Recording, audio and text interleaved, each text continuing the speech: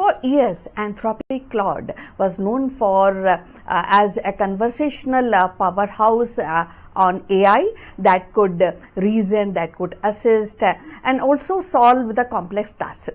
But today, in 2026, the company has decided to redraw the boundaries of creativity.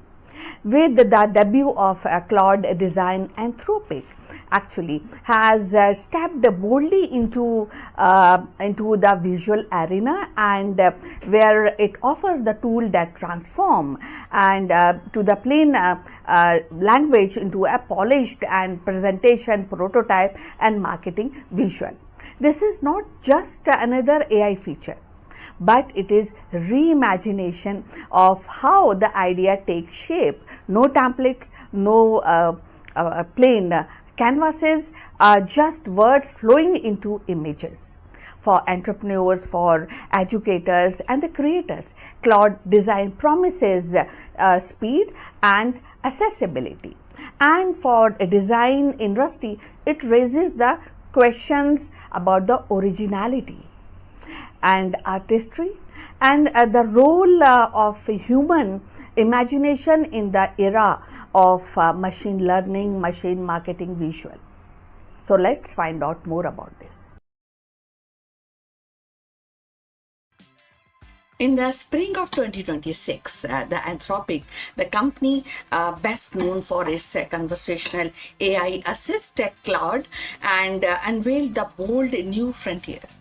The Claude Design, which is actually making a lot of waves in the industry. This debut marks a significant expansion of the Claude ecosystem, moving beyond the text and the code into the realm of visual creation. For years, the Anthropic had positioned itself as a competitor to OpenAI and Google in the natural language space. But with the Claude Design, it signals a deep ambition to redefine how humans interact with creativity itself. The Claude Design is powered by Anthropic's most advanced model, Claude Opus 4.7, a multi-model system capable of interacting not just words but visual concepts, and that this also allows the tool that the user to describe an idea into a natural language. A sleek pitch deck for fintech startup, or a prototype layout for a mobile app, and watch that the AI generates a polished professional grade visuals. Presentation, one-pager, product mock-ups, and marketing materials can be drafted in minutes. And bypassing the traditional blank canvas problem that has a long haunted designers and entrepreneurs. So the launch of Claude Design is not just about convenience. It is about accessibility. And Anthropic envisions a world where the founder, the product managers, and the market people who may lack formal design training can still produce compelling visual that communicate their ideas effectively. In this sense, the Claude Design democratizes creativity, lowering the barriers and accelerating the workflow. So if you have reached this far, please inform us from which city you are watching and in which language you are watching this video. This will help us to determine the reach of our channel. So moving forward, for startups, the implications are enormous. A founder preparing for an investor's pitch can now generate a professional deck overnight. So marketers can prototype campaign visuals without actually waiting for a design team And even the educator and the students can use cloud design to create very designing and engaging presentation with minimal effort. And unsurprisingly, the debut has sparked comparison with the established platform like Canva, Figma, and Adobe Photoshop. So analysts have already begun asking whether cloud design could be Canva killer. While the Canva revolutionized the design by offering templates, drag and drop simplicity, the cloud design goes a step further. It eliminates the need for templates altogether. Instead, it listens to language and interprets the intent and produces the visual that feels tailored to the user's vision. And this shift from template to driven design to AI driven creations could reshape the competitive landscape. If the cloud design succeed, it may force incumbents to integrate deeper AI capabilities into platform, accelerating the industry's evolution. So yet, as with all generative AI, cloud design raises questions. Can AI generated visual truly match the nuances and artistry of human designers? Will the reliance of AI homogenize the creativity, producing output that feels polished but lack originality?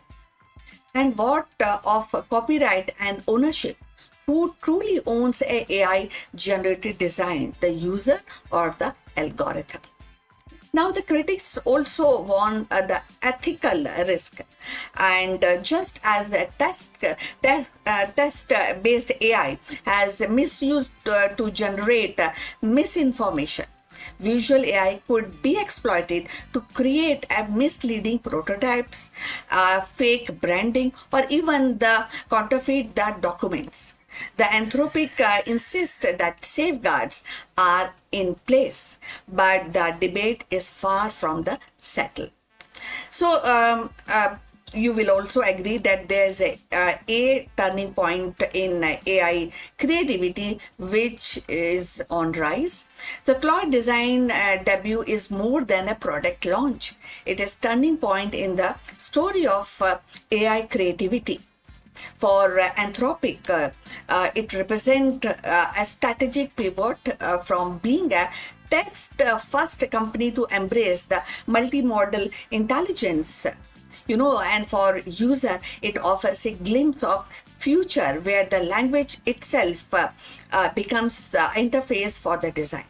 Now, when I'm just telling you about this, I also get worried. I am with the critics because nowadays the children are also very tech savvy, and they will love Anthropic Cloud because they can turn their language into a picture which they love most because they hate writing, right? So this is something which I think I need your comments on this.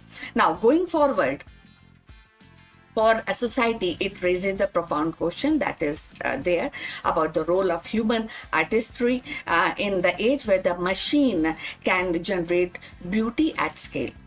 So Anthropic cloud design is both exhilarating and unsettling. It promises speed, accessibility, and democratization, but also challenges long-held notion of originality and authorship. As a business educator and creator, experiment with this new tool. The world will have to decide whether AI-led design is a complement to human creativity or a competitor. So in the end, cloud design is not just about making visual easier. It is about redefining the very act of creation, turning the words into the images, the ideas into the artifacts. Whether it becomes a cornerstone of a creative economy or a cautionary tale will depend on how wisely we balance innovation with integrity. So we have come to the end. Thanks for watching, and please like and subscribe our channel. So see you in the next one. But before we end, few words about our affiliate partner. Stop settling for a good enough video. If your built-in laptop camera looks like a grainy mess, it is time for an upgrade. Want to instantly level up your video presence? I like to present the Lenovo Performance FHD webcam. This is a game changer for your desktop setup. Technically, this is packed. It has a very sensitive RGB sensor, very crisp photographs it takes. Also comes with two microphones on board, which helps you to record very clear voice in stereophonic format. And these microphones are very sensitive. You can actually move away from the camera up to 2 meters, and these microphones will pick up your voice without any problem. This is a very strong piece. This is very sturdy. Comes with tripod ready. Comes with a very long leash, so it gives you a lot of flexibility to place the webcam wherever you want to keep in your studio. And also it has a swivel base, which is also very handy. So if you want to basically level up your game and you want to pick up this camera at a discount, please click on the link here or scan the QR code. Now let's get back to our video. Hello friends. In the high-stake world of corporate leadership, volatility is the only constant. But what separates a good leader from an unshakable one? In this video, we explore the profound wisdom of Bhagavad Gita and its direct application to the modern CEOs and different high leadership executives. We dive deep into the concept of samadhi, not as a mystical retreat, but as the ultimate state of the mental clarity and decision making. Let us proceed further on this thought. Hello friends, Namaskar. In this video, we break down India's strategic response to the latest US tariff proposal under the Section 301 investigation. As the US proposed additional 12.5% duties on select import items, India's Commerce Ministry has reaffirmed its commitment to the ongoing bilateral trade framework. In this video, we analyze what this means for the India-US trade relationship, the status of the February 2026 interim agreement, and how New Delhi is navigating this latest trade issue or problem. Let's go and discuss this further. Today, we are looking at the pivotal moment in India-US economic partnership. As early of June 2026, news cycles are buzzing with reports of the US Trade Representative USTR proposing additional tariff under Section 301 of the US Trade Act. It's easy to get lost in the noise, but here is the headline. India is standing its ground while remaining committed to the constructive path forward. These proposed tariffs, which include 12.5% surcharge and currently in the proposal phase, they are not yet final. As we navigate these headlines, it is essential to understand that this is a part of a broader ongoing diplomatic process, not an abrupt end to our cooperation. So friends, if you have reached this far, please inform us from which city you have tuned in and in which language you are watching this video. This will help us determine the reach of our channel. Alright, let's proceed further. To understand why we are here, we have to look at the process. The USTR recently concluded investigations into 60 different economies, including India, regarding forced labor, industrial capacity issue, and therefore there are other issues also. Crucially, experts note that this is a broad global measure rather than a specific attack on India. The US is applying this to partners and competitors alike, from EU to South Korea. However, India's position is very clear. We must challenge this legal and technical on the basis of technical issues, and we have to understand what are these bases of this tariff when they don't align with the reality. Our Commerce Ministry is actively engaged, ensuring that our stakeholders have seat at the table. During upcoming public hearing on July 7th, 2026. Well, some might ask, don't we just sign a massive trade deal? And the answer is yes. In February 2026, we reached a landmark framework that slashed effective tariff from staggering 50% down to 18%. That deal was a win-win for both sides. It stabilizes the rupee, boosted our export in textile and pharma, and cemented India's role as a key US ally. Ambassador Sergio Gore recently noted that we are 99% there on finalizing the technical details of our broader bilateral trade agreement. The remaining 1% is about legal phrasing and implementation. India is not letting temporary tariff friction derail the progress. We are treating the trade agreement negotiations and this section 301 proceedings are two distinct tracks. And therefore, let's discuss the next aspect, which is protecting our interest. The Make in India vision, which is India is currently world fastest growing major economy, and we are not taking these headwinds lightly. We are prioritizing our strategic autonomy, whether it is protecting our labor intensive sectors like leather and apparel or advocating for fair market access. Our negotiators are holding the line. This is about more than just numbers. It's about Make in India initiative. We are building a manufacturing environment that is stable, predictable, and attractive to global supply chain. While we remain a primary US ally and the counterweight in the Indo-Pacific, our foreign policy remains grounded in protecting our own economic sovereignty. So, what is the takeaway here? First, don't panic over headlines. The process is underway and there is a clear path for consultation and legal changes or even challenges, whatever you want to call it. Second, the relationship is strong with investment commitment from US companies exceeding 60 billion in recent months. The big picture remains one of the deep integration and the mutual growth. And India and US are two great democracies navigating complex global economy. We will continue to talk, we will continue to negotiate, and we will continue to stand our ground. So if you have any questions, friends, please do let me know in the comment section below. Thanks for listening, thanks for watching, and I will catch you again in the next one. For decades, the thick yellow-orange clouds of Venus have hidden a secret.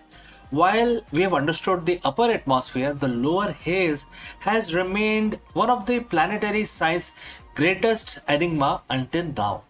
In this video, we dive into the groundbreaking discovery that reveals the true source of this mysterious layer, which is cosmic dust. Let's go and find this out. Venus is often called as Earth's evil twin. At first glance, it is the same size, has the same composition, and sits right next door in our solar system. But beneath that beautiful glowing facade lies a nightmare. Surface temperature hot enough to melt lead, atmospheric pressures that would crush a submarine, and thick cloud of corrosive sulfuric acid. For over 50 years since the first probe like the US, beg your pardon, Soviet Vanra and NASA's Pioneer Venus descended into the toxic soup, scientists have been haunted by the specific mystery. Most of the Venus's clouds sit between 47 and 70 kilometers up, but deep below that, below the cloud cover in the lower haze, there is a layer of mysterious particles that shouldn't be there by all accounts. And what causes these particles to float in that area, it was a mystery. So what created them? Why won't they go away? For half a century we had no answers, but today in 2026 a team of researchers from Thokowu University and the Royal Belgian Institute for Space Astronomy has finally cracked the case, and the answer didn't come from the volcanoes of Venus, it came from the stars. To understand the discovery, we have to understand why the lower haze is so enigmatic in the first place. Friends, if you have reached this far, please inform from which city you have tuned in and in which language you are watching this live stream. This will help us determine the reach of our channel. Alright, let's proceed further. On Earth, clouds are simple. Water evaporates, condenses, and eventually fall as rain. On Venus, it's a cycle of sulfur. Sulfuric acid clouds dominate the upper atmosphere. However, as you go deeper towards the surface, the temperature skyrockets. By the time you get below 47 kilometers, it becomes so hot that sulfuric acid cannot exist as a liquid droplet. It evaporates into gas. Logically, the clouds should just stop, but they don't. Probes descending through this kill zone in the year 1970 and it is detected a persistent ghostly haze of solid particles. For decades, the theories flew. Was it volcanic ash being kicked up from the surface? Was it some strange chemical reaction? We didn't understand at all. None of these models worked. The math never added up until Hiroki Karayu and his team decided to look at what Venus was eating from space. Every day, every planet in our solar system is bombarded by cosmic dust, tiny fragments left behind by the comets and colliding asteroids. We see these on Earth as shooting stars. When these meteors hit an atmosphere, they burn up, creating what scientists call meteoric smoke. These are nanometer-sized mineral particles, essentially tiny bits of iron, magnesium, and silicon. The research team used a state-of-the-art microphysical model to trace the life cycle of these particles as they enter the Venusian atmosphere. Here is the aha moment. As this cosmic dust drifts down from top of the atmosphere, it enters the sulfuric acid cloud deck. Instead of just passing through these tiny mineral bits as nuclei, essentially the seeds that sulfuric acid droplets grow around, but then the particles keep falling. They reach that 47-kilometer mark where the heat becomes unbearable. The sulfuric acid shell evaporates away, but the solid mineral core, which is the cosmic dust, remains. This is where the mystery is truly solved. When the acid evaporates, it leaves behind these naked mineral cores. Because the atmosphere at this depth is so dense, these tiny particles start bumping into each other at very high rate. They don't just bounce off, they kick, they stick also. Sometimes they kick, move away and collide with other particles. This process is called the coagulation. These tiny grains of stardust clumps together to form larger, more complex particles. This is exactly what the Pioneer Venus probe saw decades ago, the haze of solid, non-volatile particles that survived the heat. The team simulation didn't just suggest this could happen. The result matched the decade-old data from Venera and the Pioneer probes with startling accuracy. After 50 years, the ghost of Venus has a name. It is the processed remains of billions of shooting stars. So why does this matter beyond just solving an old puzzle? Because this dust isn't just a passive visitor. It is actively terraforming, or rather Venus forming, the planet's climate. The researchers found that these cosmic seeds increase Venus' total cloud production by 20 to 30%. Without this rain of space dust, Venus might have thinner clouds, which would fundamentally change how much solar energy the planet reflects and how much heat it traps. Furthermore, these dust particles contains metallic elements like iron. This could finally explain the unknown UV absorber, the mysterious substance in Venus's cloud that sucks up ultraviolet light and has baffled astronomers for nearly a century. If the clouds are salted with iron from space, that explains the UV absorption perfectly. This discovery changes how we look at every planet. If the cosmic dust is shaping the atmosphere of Venus, it is likely doing the same for Jupiter, Saturn, and even distant exoplanets we are just now discovering. But the best part, we won't have to wait another 50 years to confirm this.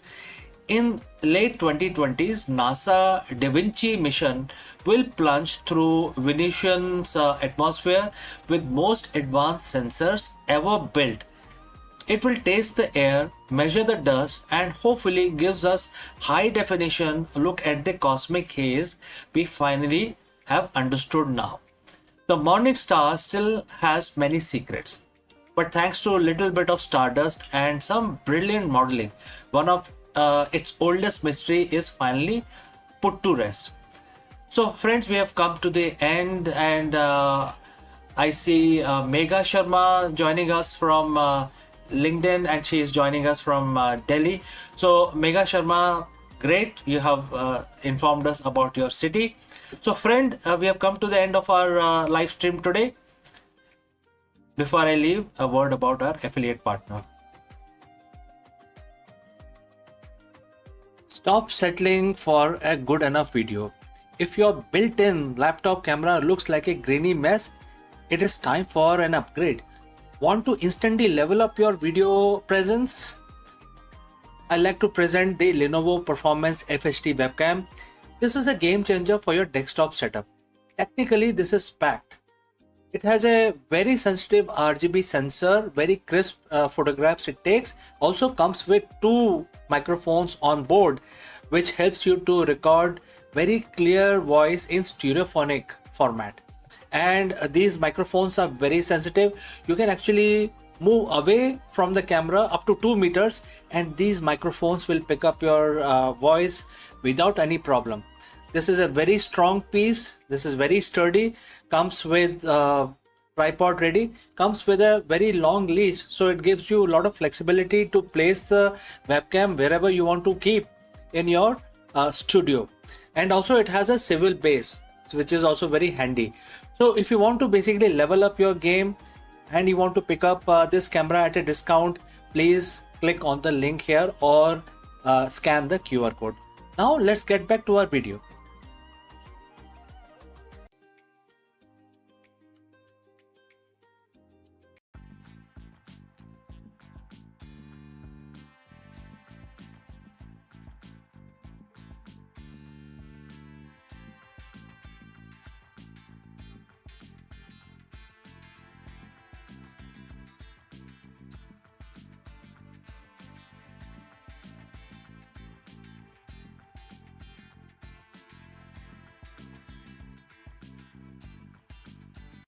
Hello friends and namaskaram.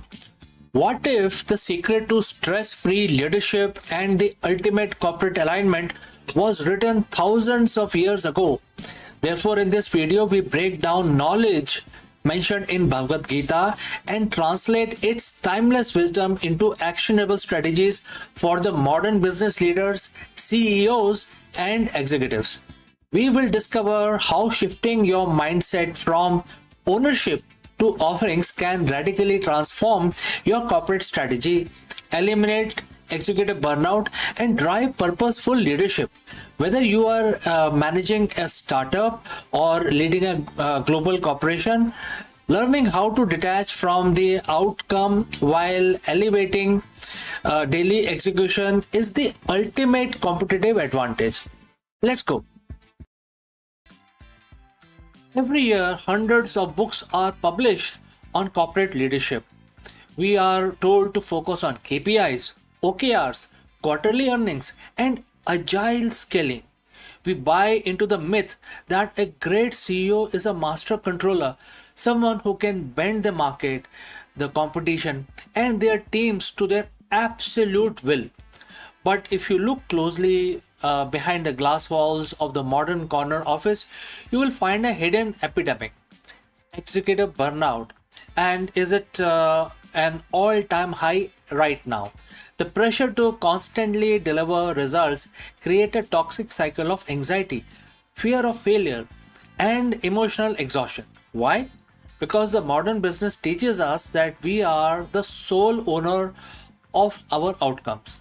When the company wins, our ego spikes. When it fails, our identity shatters. What if the antidote to this brutal cycle isn't another management framework?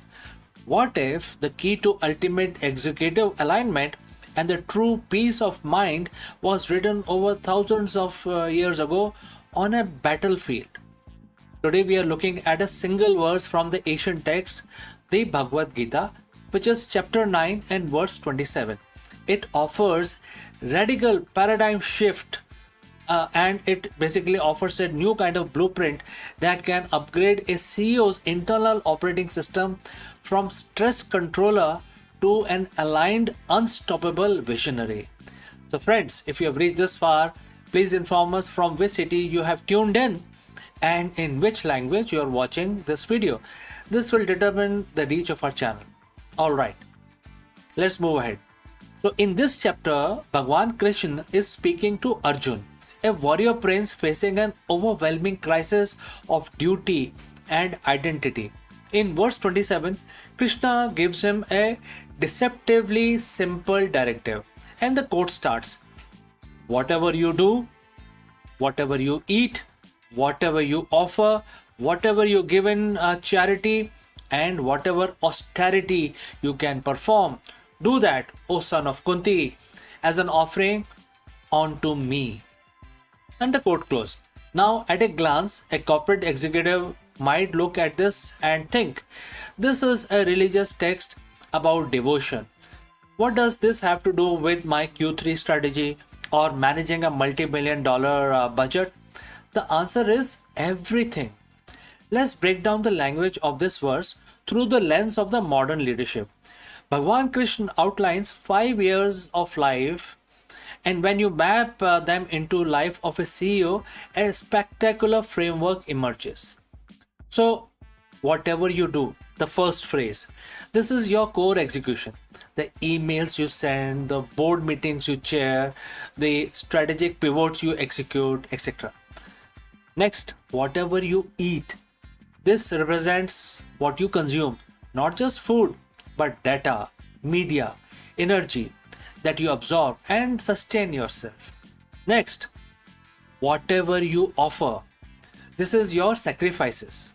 The late night, the hard work, the creative energy you pour into your enterprise, etc.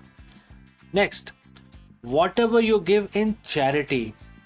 This is your philanthropy, your corporate social responsibility, and how you take care of your stakeholders and employees. Next, whatever austerity you perform. These are your challenges and disciplines. Firing a toxic executive, managing a market downturn, or making a difficult ethical decision. The verse ends with a golden rule. Do it as an offering to me. The traditional CEO operates from an ownership mindset. They believe this is my company, these are my matrices, this is my legacy, and I am responsible for this final result. While this sounds accountable, it is psychologically fragile. When you believe your own outcome, you tie yourself and your worth to the variables you cannot fully control, like inflation, geopolitical shifts, or sudden market disruptions. The Gita introduces the offering mindset. It asks the leader to shift from being owner to being the custodian or the steward. So when you treat your daily corporate duties as an offering to a higher power, whether you define that as a divine, the universe, or transcendent higher purpose, the entire nature of your work changes.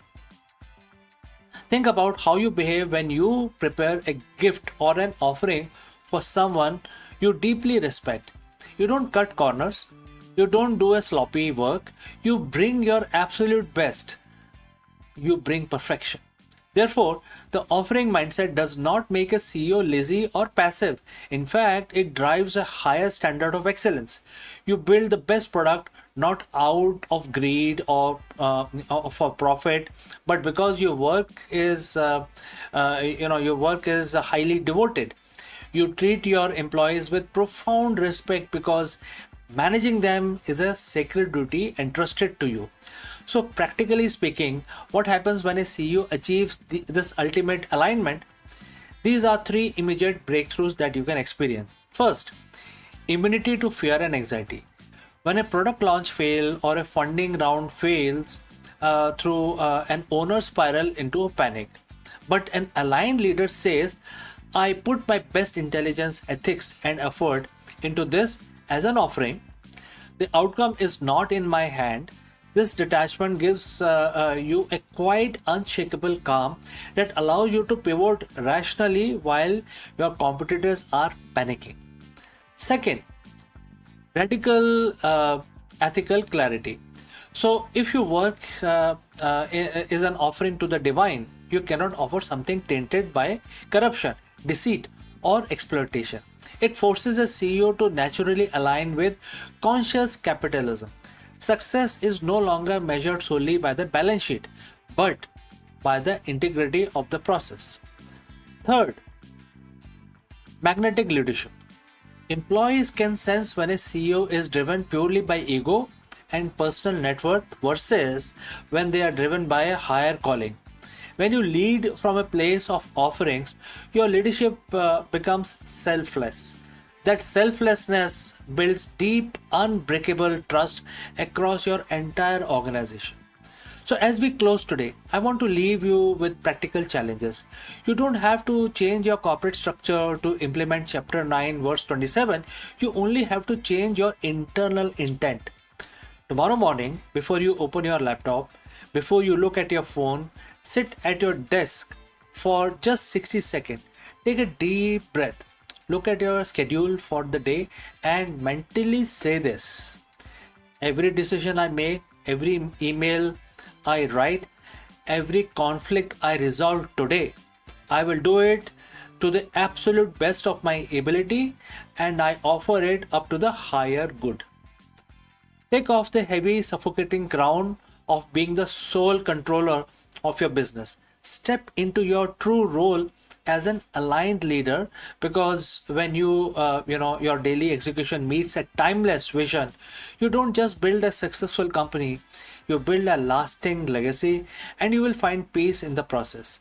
So friends, thanks for watching. If this perspective resonated with you, please hit that like button, share this with your fellow leaders who need to hear it, and subscribe for more deep dive into timeless wisdom for the modern life. Lead with purpose, excel with detachment, and friends, I will see you in the next one. Before I leave you in this video, a word about our affiliate partner. Stop settling for a good enough video. If your built-in laptop camera looks like a grainy mess, it is time for an upgrade. Want to instantly level up your video presence? I like to present the Lenovo Performance FHD webcam. This is a game changer for your desktop setup. Technically, this is packed. It has a very sensitive RGB sensor, very crisp photographs it takes. Also comes with two microphones on board, which helps you to record very clear voice in stereophonic format. And these microphones are very sensitive. You can actually move away from the camera up to 2 meters and these microphones will pick up your voice without any problem. This is a very strong piece. This is very sturdy. Comes with tripod ready. Comes with a very long leash, so it gives you a lot of flexibility to place the webcam wherever you want to keep in your studio. And also it has a swivel base, which is also very handy. So if you want to basically level up your game and you want to pick up this camera at a discount, please click on the link here or scan the QR code. Now let's get back to our video.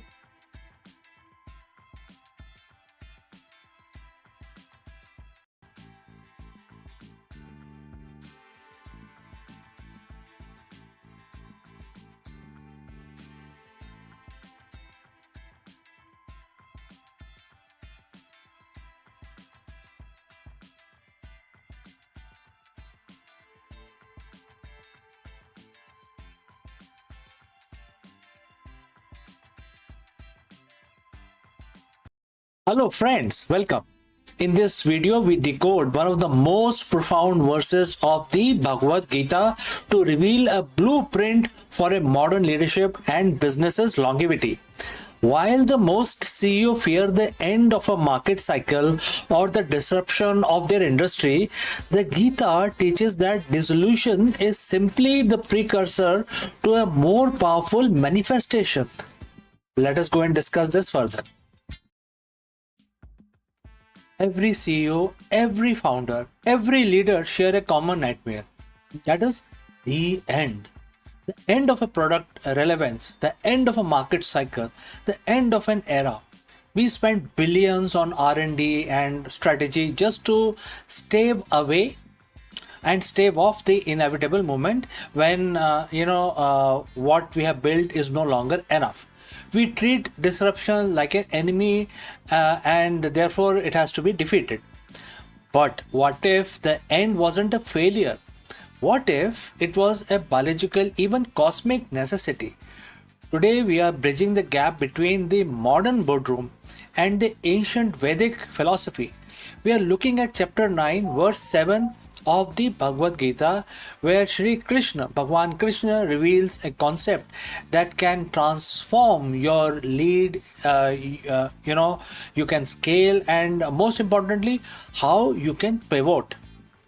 Welcome to the Eternal Pivot Leadership Lessons from the Cycle of Kalpa. So friends, if you have reached this far, please inform us from which city you have tuned in and in which language you are watching this video. This will help us determine the reach of our channel. Alright, let's look at the verse. The text says, and in this context, Bhagwan Krishna says to Arjun, quote starts, every material being enter into me at the end of the every cycle of Kalpa or a millennium. O Konte, I send them back again at the beginning of the next cycle. Quote close. To understand this, for business, we need to understand two terms, kalpa and dissolution. A kalpa is a massive cycle of time, a cosmic fiscal year or a grand scale. At the end of this cycle, everything, the stars, the planet, the souls, merges back into the source. Nothing is destroyed in the scene in a sense of vanishing into nothingness. It is simply pulled back into a state of potential. Potential energy, right? Then Bhagwan Krishna says, I send them back again. This is a first grade leadership lesson. Existence is cyclic, not linear. In business, we often try to force linear growth forever. But the Gita reminds us that everything that manifests must eventually be pulled back into the source, which is the core idea, the raw talent, the capital, etc., before it can be projected outward again in a better, more evolved form. Why do legacy companies fail? Because they try to fight the end of their kalpa. Think of Kodak, Nokia, or Blockbuster. They viewed their current form, their specific product as permanent. When the cycle ended, they resisted the pullback to the source. They refused to dissolve their old identity, and as a result, they couldn't be sent back as something new. As a leader, your job is to identify when a cycle is closing. Is your current business model is being that has reached the end of the kalpa, or holding on to strategic simply because it worked in the last millennium? Very profound question, isn't it? I think all of you can try and answer in your business. Bhagwan Krishna's wisdom here is about strategic detachment. He doesn't mourn the end of kalpa. He facilitates it because he knows the next cycle is already planned. A Gita aligned CEO doesn't see a market crash as a catastrophe. They see it as the universe clearing the whiteboard for a new, more efficient design. So how do you apply this? We call it the eternal pivot. The eternal pivot is the ability to withdraw your energy, resources, and talent from a dying cycle and bring them back to the source, which in your case is your core purpose. When you pivot, you aren't changing who you are changing how you manifest. There are several things that you need to take care. First, identify the end of the cycle signal. High customer acquisition cost, stagnation in innovation, or a shift in the cultural values. These aren't just problems, they are the kalpa signals. Number two, embrace the dissolution. Don't just fix a broken department. Sometimes you have to dissolve it completely. Let the talent and the capital return to the center. Number three, remanifestation. Ask yourself, if you were starting from scratch today with the wisdom of the past, what would I send back into the world?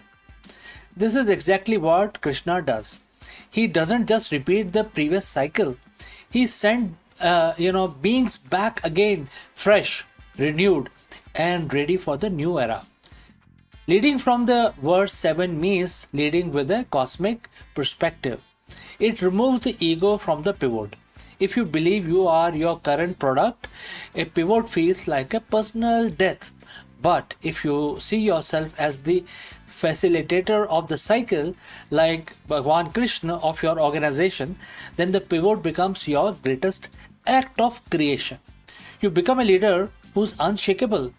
When the industry is in chaos, you are calm because you understand the mechanics of the kalpa. You know that for something to be born, something must first return to the source. You aren't just managing people, you are managing the rhythm of evolution. Next time when you face a major transition, a failed venture, or a shifting market, don't look at it as an ending of the your career, etc. Look at it through the lens of chapter 9 and verse 7. The cycle is closing so that the new one can begin. Your material being, your current project, is just returning to you so that you can send it back out, stronger, wiser, and more aligned with the future. Master this cycle, embrace the dissolution, and always be ready for the next kalpa. So friends, thanks for watching and thanks for listening. Now you go forth and lead the next cycle. If you have any questions, please feel free to send it across. Before I leave you today, a word about our affiliate partner. Stop settling for a good enough video. If your built-in laptop camera looks like a grainy mess, it is time for an upgrade. Want to instantly level up your video presence? I like to present the Lenovo Performance FHD webcam. This is a game changer for your desktop setup. Technically, this is packed. It has a very sensitive RGB sensor, very crisp photographs it takes. Also comes with 2 microphones on board, which helps you to record very clear voice in stereophonic format. And these microphones are very sensitive. You can actually move away from the camera up to 2 meters and these microphones will pick up your voice without any problem. This is a very strong piece. This is very sturdy. Comes with tripod ready. Comes with a very long leash, so it gives you a lot of flexibility to place the webcam wherever you want to keep in your studio. And also it has a swivel base, which is also very handy. So if you want to basically level up your game and you want to pick up this camera at a discount, please click on the link here or scan the QR code. Now let's get back to our video.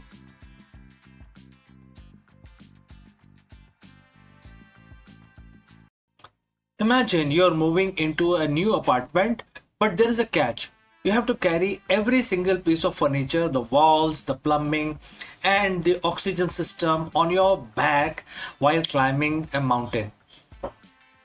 That is essentially the challenge of building a base on the moon.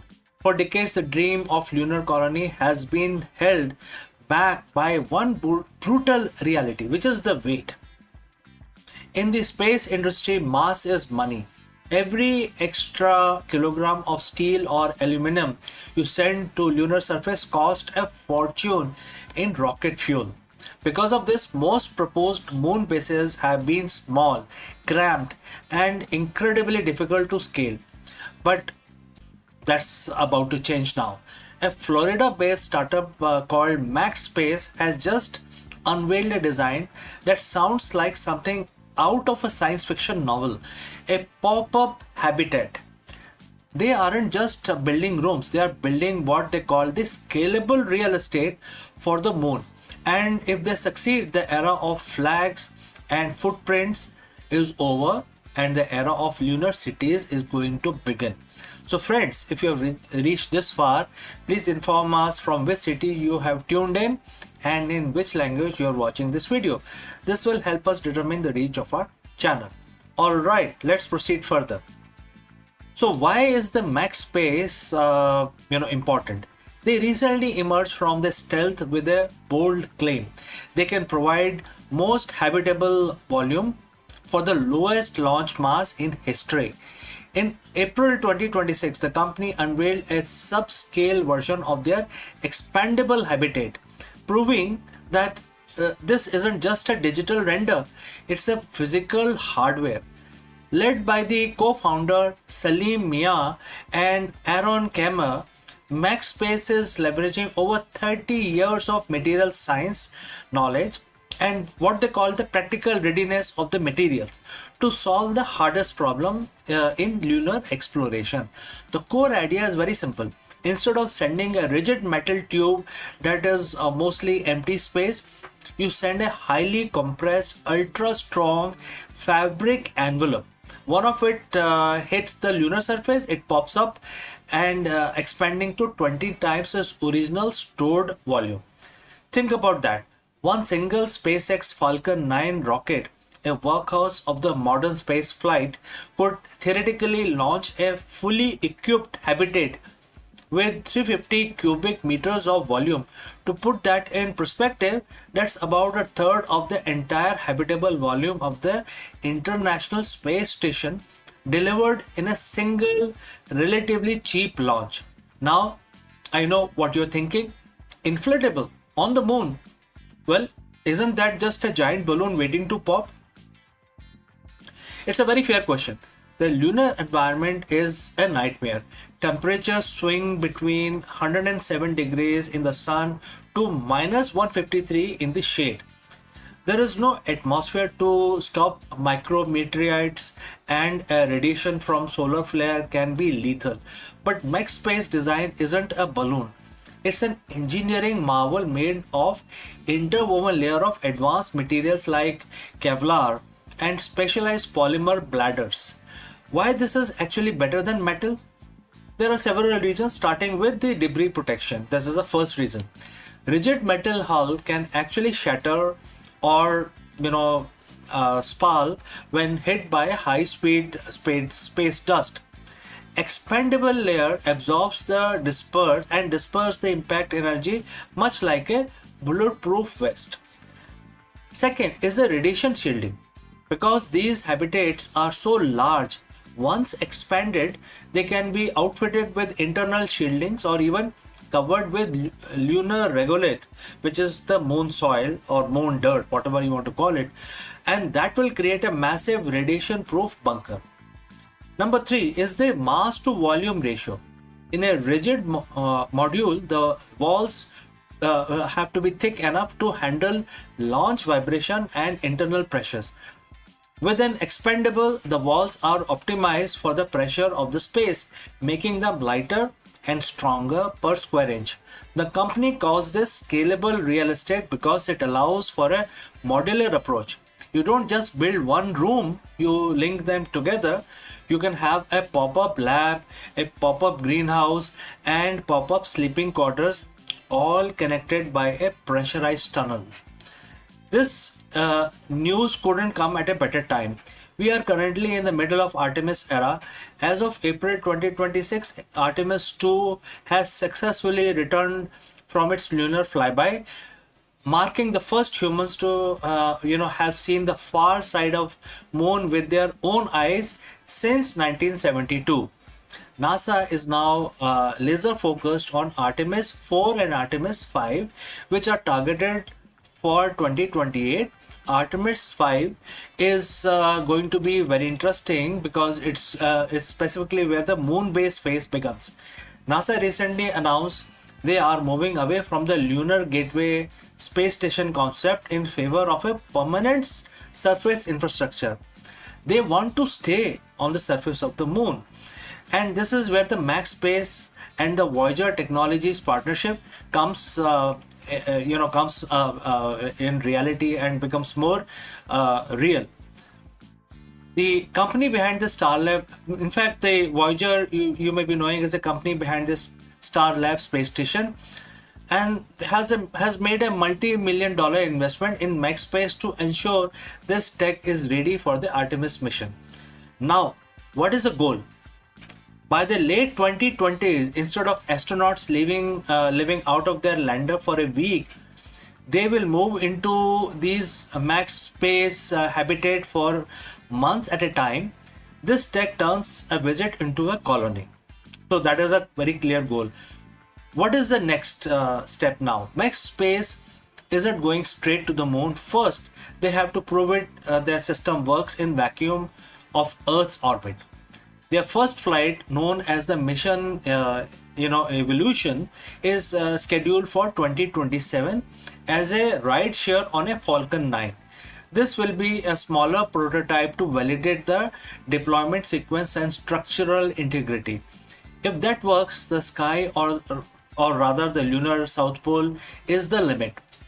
They are already designing their Thunderbird station, a commercial outpost that could serve as a lunar hotel or a research hub.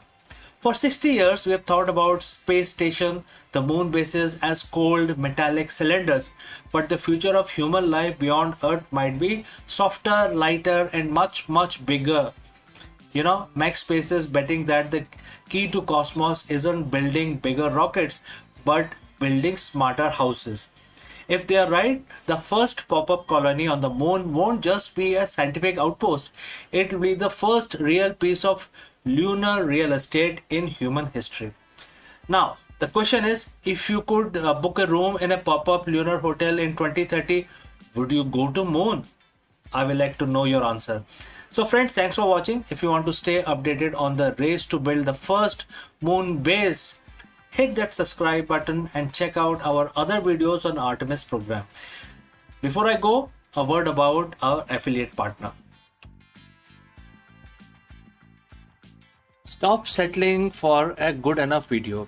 If your built-in laptop camera looks like a grainy mess, it is time for an upgrade. Want to instantly level up your video presence? I like to present the Lenovo Performance FHD webcam. This is a game changer for your desktop setup. Technically, this is packed. It has a very sensitive RGB sensor, very crisp photographs it takes. Also comes with 2 microphones on board, which helps you to record very clear voice in stereophonic format. And these microphones are very sensitive. You can actually move away from the camera up to 2 meters and these microphones will pick up your voice without any problem. This is a very strong piece. This is very sturdy. Comes with tripod ready. Comes with a very long leash, so it gives you a lot of flexibility to place the webcam wherever you want to keep in your studio.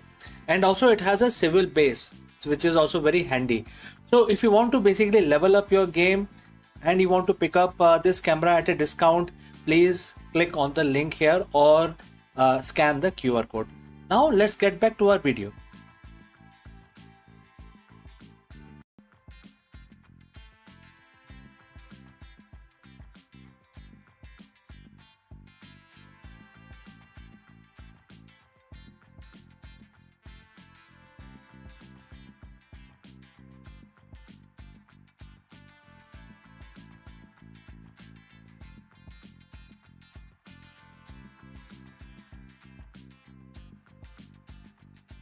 In the hushed chamber of Ming era medicine, where the wisdom was linked on scrolls and remedies brewed in porcelain jars, a startling secret has resurfaced.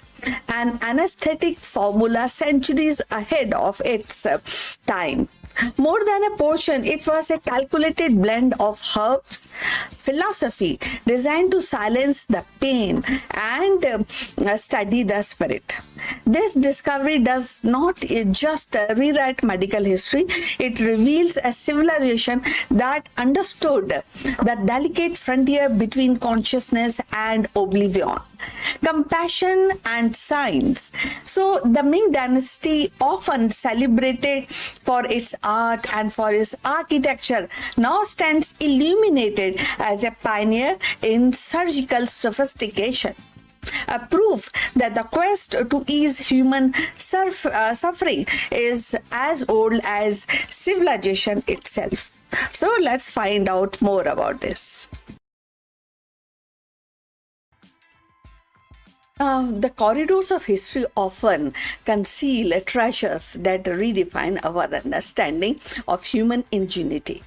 One such revelation has emerged from Ming dynasty, where the scholars have uncovered evidence of sophisticated anesthetic use centuries before the modern medicine codified the practice. This discovery does more than enrich the annals of pharmacology.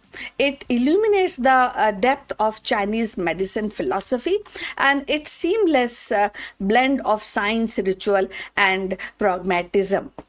So the Ming era, spanning 14th to 17th centuries, was a period of flourishing scholarships and innovations and the cultural refinement. Physicians of the time were they are heirs of millennia of accumulated wisdom, and drawing from the classical text of Han dynasty and practical refinement of Song era healers. So yet that what sets this anesthetic apart is its demonstration of deliberate, calculated approach to pain management.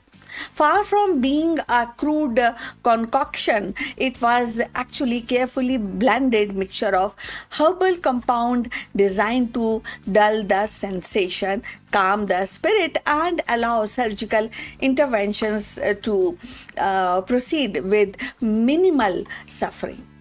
So if you have reached this far, please inform us from which city you have tuned in and in which language you are watching this video. This will help us to determine the reach of our channel. Now, moving forward, archaeological and textual evidence suggests that the anesthetic combined with ingredients like wine, opium, derivatives, and a specific herb known for their seductive properties. So these formulas were not accidental. It is reflected a nuanced understanding of pharmacodynamics and even if it expressed in the language of yin and yang and the 5 elements. So this is how things is being expressed and defined. So physicians recognized that certain substance could quiet the heart and soften the sinews, and metaphors that today translates into seduction and muscle relaxation. So the sophistication lies in the precision. Doses were calibrated to induce unconsciousness without tipping into a fatal toxicity, a balance that modern anesthesiology still grapple with. So the discovery also reframes our perception of Ming era surgeries. So while often imagined as a limited to caution related or superficial procedures, records now suggest that more invasive operations were attempted in those days and supported by anesthetic techniques. So dental extraction and access drainage of these acids, and even the rudimentary abdominal interventions may have been performed under the veil of this herbal seduction. So the anesthetic was not merely a tool, actually. It was a gateway enabling physician to push the boundaries of what was surgically possible in their time. So equally compelling is the cultural context.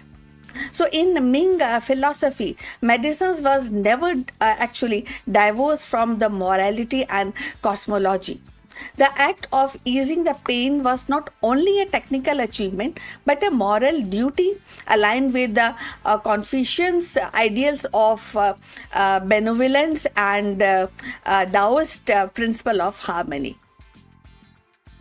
So administrating anesthetic was thus both a scientific act and a ritual of compassion, and reinforcing the physician's role as a guardian of balance between body, spirit, and society.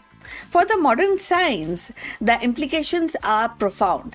So this anesthetic challenges the narrative that places the birth of anesthesia in 19th century with ether and chloroform. Instead, it actually reveals a parallel lineage of innovation in the East, where the empirical observation and the herbal experimentation also laid the groundwork for the pain management centuries earlier. So it also invites contemporary pharmacologists to revisit the ancient formula with a fresh eye. What compounds might still hold an untapped potential for modern therapeutics? So that is one thing which everybody, especially the physicians, need to study about this. So in a broader sweep of history, the Ming anesthetic is a reminder that the progress is rarely linear or isolated. Civilizations across the globe have wrestled with some fundamental questions.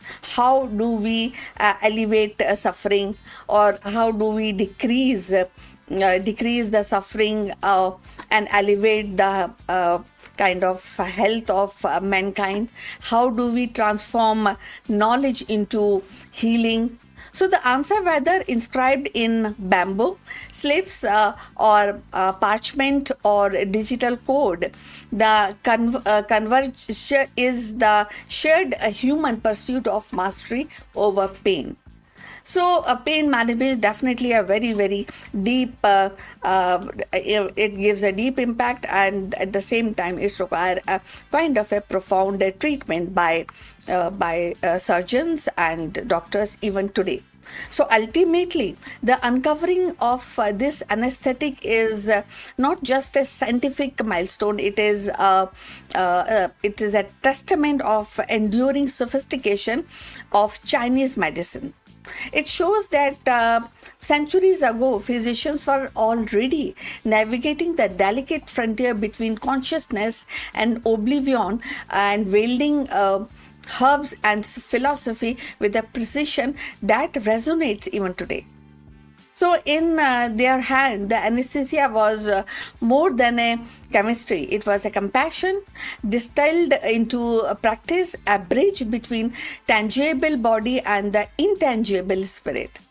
So, and in rediscovering this wisdom, we are reminded that the quest to heal is as ancient as civilization itself, and as timeless as the human desire to relieve, dignity, and care. So the rediscovery of this Ming era anesthesia is more than a historical curiosity. It is a reminder that compassion and innovation have always walked hand in hand. And centuries before ether and the chloroform, Chinese physicians were already navigating the fragile boundaries between pain and relief, body and the spirit. So their silence auxiliary actually revealed civilization and attuned but to the dignity of the patient and the whole practice of medicines, especially in pain management. In honoring their wisdom, we see that the pursuit of easing suffering is timeless and echoing across the ages as one of the humanity's most profound achievement. What you feel about it, what you say, would like to add to this in the comments. So I look forward for your comments on this subject. So thanks for watching, and please like and subscribe our channel, and see you in the next one. But before we end, few words about our affiliate partner. Stop settling for a good enough video. If your built-in laptop camera looks like a grainy mess, it is time for an upgrade. Want to instantly level up your video presence? I like to present the Lenovo Performance FHD webcam. This is a game changer for your desktop setup. Technically, this is packed. It has a very sensitive RGB sensor, very crisp photographs it takes. Also comes with 2 microphones on board, which helps you to record very clear voice in stereophonic format. And these microphones are very sensitive. You can actually move away from the camera up to 2 meters, and these microphones will pick up your voice without any problem. This is a very strong piece. This is very sturdy. Comes with tripod ready. Comes with a very long leash, so it gives you a lot of flexibility to place the webcam wherever you want to keep in your studio. And also it has a swivel base, which is also very handy. So if you want to basically level up your game and you want to pick up this camera at a discount, please click on the link here or scan the QR code. Now let's get back to our video.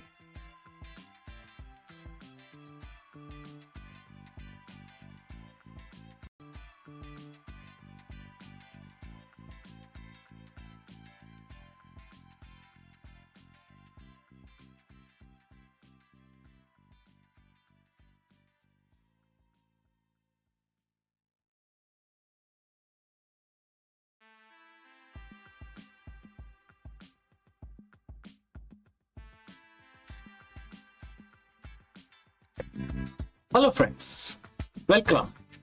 Is your leadership style stuck on a treadmill of a quarterly targets and reactive firefighting? If yes, then you've reached the right place, because in this video, we are going to decode the profound wisdom found in Bhagavad Gita, specifically mentioned in chapter 8. And we will translate it into a high-level exit strategy for modern CEOs and business leaders. In this section, we will also discuss, or rather, decode what Bhagwan Krishna speaks of this cycle of birth and death as a place of misery, and offers a path to the ultimate bliss and perfection. For the 21st century executives, this cycle is the exhausting loop of temporary wins, market volatility, and burnout. Let's discuss this further. If you're watching this, you're likely a leader, a founder, or an executive, a very senior executive. And if you're being honest, you have felt it too. It's the corporate treadmill. You hit your Q1 target, and for a moment, there is a rush of success. But by Monday morning, the success has evaporated, replaced by the pressure of Q2. It is a cycle of birth and death. The birth of a project, death of a quarter, the constant fluctuation of the market. In Bhagavad Gita, chapter 8, verse 15, Bhagwan Krishna described this material world as a place of misery and transience. To the modern CEO, this isn't just a spiritual poetry, it's a perfect description of the reactive business environment. Today we are going to discuss the exit strategy for excellence, how to stop running the cycle and start achieving what the Gita calls the ultimate perfection. So friends, before we move forward, if you have reached this far, please inform us from which city you have tuned in and in which language you're watching this video. This will help us determine the reach of our channel. Let's proceed further. Let us look at the verse itself, and the verse starts, having attained me, these great souls do not again suffer rebirth in this transient world full of misery, because they have attained their highest perfection. Quote close. In Sanskrit, the word means temporary, and therefore think about your last 3 wins. How long did the satisfaction last? A week? An hour? Think about it. Most CEOs spend their lives building a sandcastle while the tide is coming in. Krishna isn't saying the world is bad. He's saying it is the inconsistent. If your happiness or your sense of excellence is tied to things that shift, like market cap, public opinion, or interest rates, you are being defined by some sort of market definition, and therefore in state of misery because you are in a state of constant anxiety. The exit strategy isn't about quitting your job. It's about exiting this mental framework of dependency. The verse refers to the great souls. In business context, what separates a manager from a Mahatma? Very big question, right?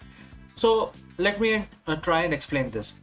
Detach from the result, attached to the purpose. That is the definition of Mahatma. A great soul, like when Krishna says, like me, when a CEO attach their identity to a higher mission, something beyond just the bottom line, they become immune to the misery of daily fluctuations. Next is the strategic stillness. When you aren't afraid of the death of a project or dip in the stock, you make better decisions. You aren't operating from a place of survival. You are operating from a place of vision. Imagine a CEO who doesn't panic when the cycle turns downwards. Why? Because they have already achieved a perfection within their own leadership philosophy that the market cannot touch them. And that is the ultimate competitive advantage. So how do we reach this ultimate bliss? It starts with perfection around pivot. Perfection in Gita isn't about the bug-free code or a flawless balance sheet. It's about dharma, which is the right action. For a CEO, ultimate bliss is the clarity that comes when your internal values perfectly align with your external actions. When you stop chasing the temporary and start building the eternal, which is your legacy, your people, your impact, etc., the misery of the corporate cycle begins to fade away. You stop asking, how do I survive this quarter? And start asking, how do I serve the highest good through this enterprise? Ironically, when you stop obsessing over the material, which is rebirth of your profit, you often find that the profit follows you because you are now leading with clarity and that there is no lack of information within you. So what is your exit strategy? Most CEO plan for a financial exit, a buyout or a retirement, but the Gita suggests a spiritual exit, exiting the state of being a slave of your circumstances. By applying the wisdom of chapter 8 verse 15, you transition from a leader who is cycling to a leader who has attained perfection.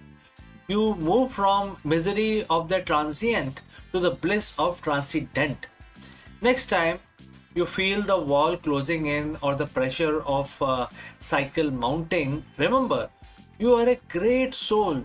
Your excellence doesn't depend on the world staying still. It depends on you finding the stillness within the moment. Thank you for joining me on this journey into Gita. Lead with purpose, lead with bliss, and achieve your own version of ultimate perfection.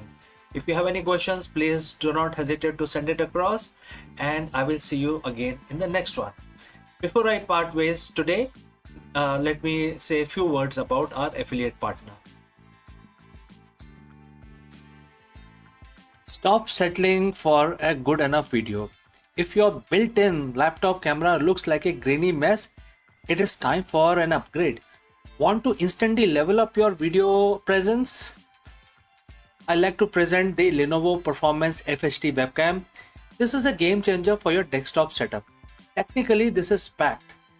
It has a very sensitive RGB sensor, very crisp photographs it takes. Also comes with two microphones on board, which helps you to record very clear voice in stereophonic format.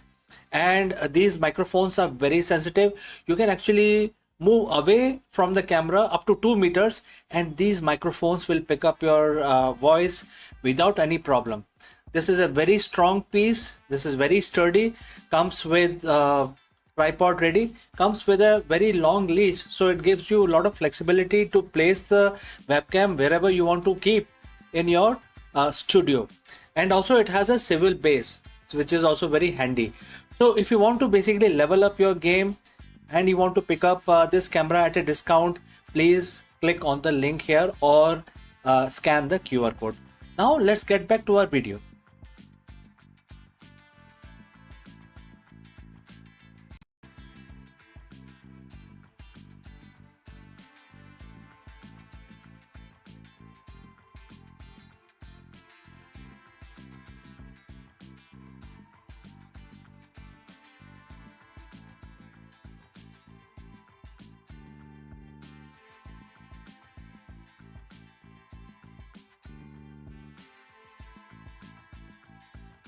Hello friends, let me ask you, are you striving for perfection or are you seeking the essence of the leadership? It's a very profound question, and therefore to answer this, we dive deep into one of the most profound leadership lessons from Bhagavad Gita. While many CEOs focus on KPIs, scaling and operational perfection, the Gita reveals a deeper level of mastery that only a fraction of leaders ever reach. How this works? Let's explore this further. To most CEO spending their entire lives, climbing the ladder. They climb the corporate ladder, they climb the revenue charts, and they climb the industry rankings. But here is the uncomfortable truth. Reaching the top of the mountain is not the same thing as mastering the mountains. In the world of high-stake business, we are obsessed with perfection. We want perfect systems, perfect quarters, and perfect products. But ancient wisdom suggests that the perfection is merely the entrance fee. It is not the final destination. Thousands of years ago, on a battlefield of a different kind, Bhagwan Krishna spoke a verse that serves as a startling wake-up call for the modern leaders. And this is mentioned in Bhagavad Gita, chapter 7, verse 3. And it says, quote starts, among the thousands of men, hardly one strive for perfection, and of those who strive and succeed, hardly one knows me in essence. Quote close. Today we are going to look at why most leaders stop at the first half of that verse, and why the essence is the secret to the world's most enduring legacies. So friends, if you have reached this far, please inform us from which city you have tuned in and which language you are watching this video. This will help us determine the reach of our channel. Alright, let's proceed further. Let's look at the first part of the verse. Bhagwan Krishna acknowledges that even striving for perfection is rare. In business, striving for perfection is what we call the operational excellence. It is the Six Sigma, the lean management, the 80-hour work week. Out of the thousands of entrepreneurs, only a handful actually have the discipline to build a perfect machine. If you are a CEO, you are likely mastered this. You know how to optimize, you know how to win, etc., etc. But here is a trap. The perfection is static. Perfection is about following the rules of the game better than anyone else. And if you strive for perfection, you are a master of the mechanics, but you are not yet master of the essence. Most CEO get stuck here because the rewards for perfections are high. You get the bonuses, accolades, and the market share. You think you made it, But the Gita warns us that this is the only first filter. Now the second half of the verse, quote, starts, even amongst those who have attained the perfection, hardly a soul understand me in essence. Quote close. For a CEO, what is this essence? If perfection is how, essence is the why, and if perfection is the form, essence is the force. Think of the difference between CEO who builds a successful phone company and someone like Steve Jobs. Thousands could be build a functional smartphones, etc. That is perfection. But Jobs understood the essence of human connection and beauty, and that is the essence. In Sanskrit, this is known as tattva. Now let's discuss about how to understand the essence. Seeing the invisible is the first aspect of understanding. Knowing the pulse of your culture when you aren't in the room. That is such a key here. Knowing the pulse of your culture when you're not even watching, right? Number two is predicting the shift. Understanding the fundamental laws of human desire before the data shows them. Third is detached action. Leading with a sense of purpose that isn't tied to the ego of the result. Right? Most leaders miss this because they are too busy looking at the success. They are blinded by their own brilliance. Why is it that hardly one understands the essence? Because understanding the essence requires unlearning. To reach the perfection, you need a strong ego. You need to believe you are the smartest person in the room. But to understand the essence, you must surrender the ego. You have to admit that the business doesn't move because of you, but through you. In the Gita, Bhagavan Krishna is the source of all the things. In business, the essence is the fundamental truth of your industry and your impact on humanity. When a CEO understands the essence, they stop reacting to competitors, they start responding to the truth, they move from managing people to moving souls. So ask yourself today, where are you on this path? Are you the one of the thousands who hasn't yet started the journey towards perfection? Or are you among the successful few who have built a perfect machine but feels like something is still missing? The Gita doesn't tell us this is, to discourage us. It tells us this to show how much more is possible. The greatest leader in history, the one who we talked for centuries, were the ones who moved past the how and touched the essence. They didn't just build the companies, they understood the fundamental laws of universe and applied them to their work. Your challenge this week, therefore, is look past your spreadsheet, look past your KPI, ask yourself, what is the essence of what we are doing here? Because perfection is the destination, but essence is the beginning. So friends, thanks for watching, and if you're already moved from perfection to essence, subscribe for more leadership insight from world greatest wisdom traditions, which is mentioned in Bhagavad Gita. And if you have any questions, please do not hesitate to send it across. Before I wind up, a word about our affiliate partner. Stop settling for a good enough video. If your built-in laptop camera looks like a grainy mess, it is time for an upgrade. Want to instantly level up your video presence?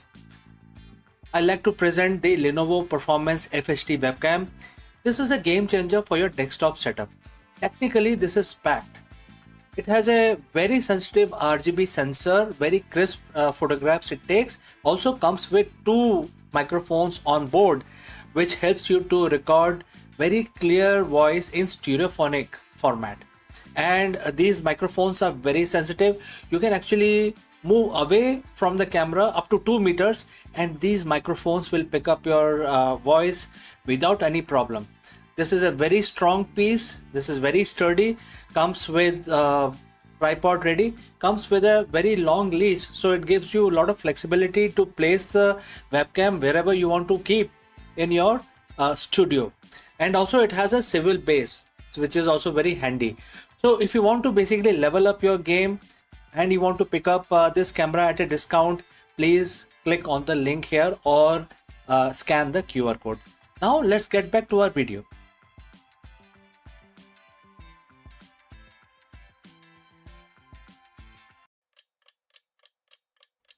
Hello friends, are you leading with clarity or are you reactive to the market chaos?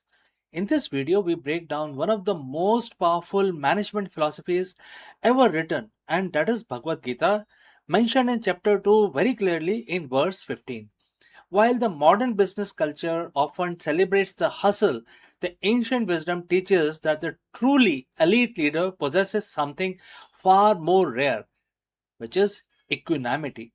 If you are a CEO or a business leader, learning to navigate the dualities of business, joy and sorrow, profit and loss, success and failure is the ultimate differentiator between the short-term firefighting and long-term eternal business impact. Let's go and discuss this further. As a leader, we are often told that the secret to success is being in control. We track the KPIs, we manage the market volatility, and we try to predict the next disruption. We play the role of master of our own universe. But let's be honest, friends. How often do you feel like you're actually in control? In the high stake world of business, we are constantly buffeted by dualities. The joy of record breaking quarter, followed immediately by the sorrow of a failed product launch, the elation of a new partnership, followed by a sting of a loss of a very highly key team member.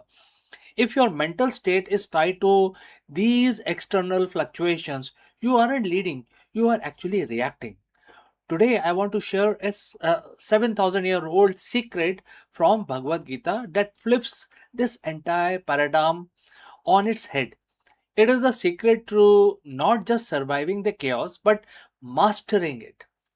We are looking at chapter 2, verse 15. The verse says, and the quote starts, to whom joy and sorrow are one and the same, he becomes qualified for eternal life. And the quote close. Now, for a CEO, eternal life might sound like a theological concept, but let's translate that into business terms. In a competitive market, eternal means sustainable. It means a business that doesn't collapse under pressure. When the verse talks about joy and sorrow being the same, that means part of the same coin.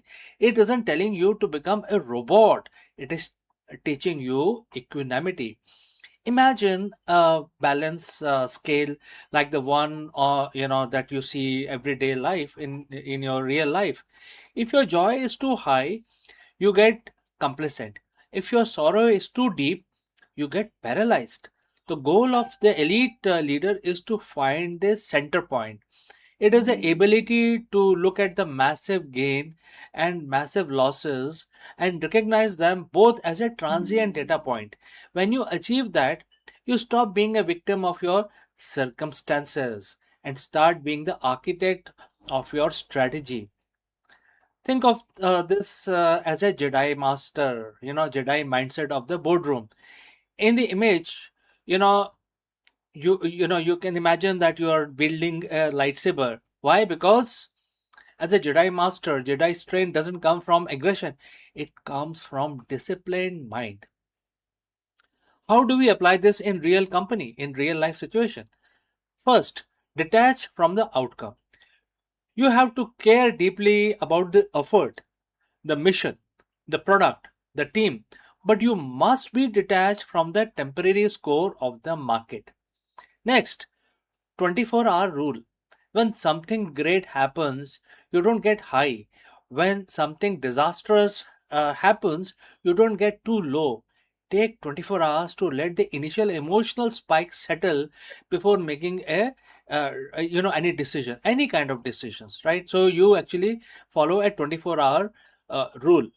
And because we are talking about the strategic decisions. Third, lead the culture. Lead the culture. Very, very important. Your team watches your energy. If you are frantic, they are frantic also. If you are steady, if you treat joy and sorrow with the same calm authority, you create a culture of resilience. You become the best of the men or the best of the leaders. That is a verse that refers to, right? By practicing equanimity, you gain a massive competitive advantage, which is clarity. When you aren't blind by the joy of a winner or the sorrow of a loss, you see the market exactly as it is. You make better calls. You refrain from making mistakes. You retain better talent. You build a legacy that lasts because it is built on foundation of internal stability, not external luck. The secret isn't a new software tool or a disruptive growth hack. The secret is the unshakable leader. And therefore, before I wind up, I like to challenge you this week is in your next board meeting or crisis, kindly pause, recognize the duality, step back into that center point, lead from a place of calm, not as a from a place of reaction. This is your challenge for today. Friends, if you found this perspective helpful, hit the subscribe button for more deep dives and how can we marry the ancient wisdom for the modern C-suite? And you must lead with purpose, lead with equanimity. So, friends, thanks for joining live. Thanks for watching. See you very soon in the next one.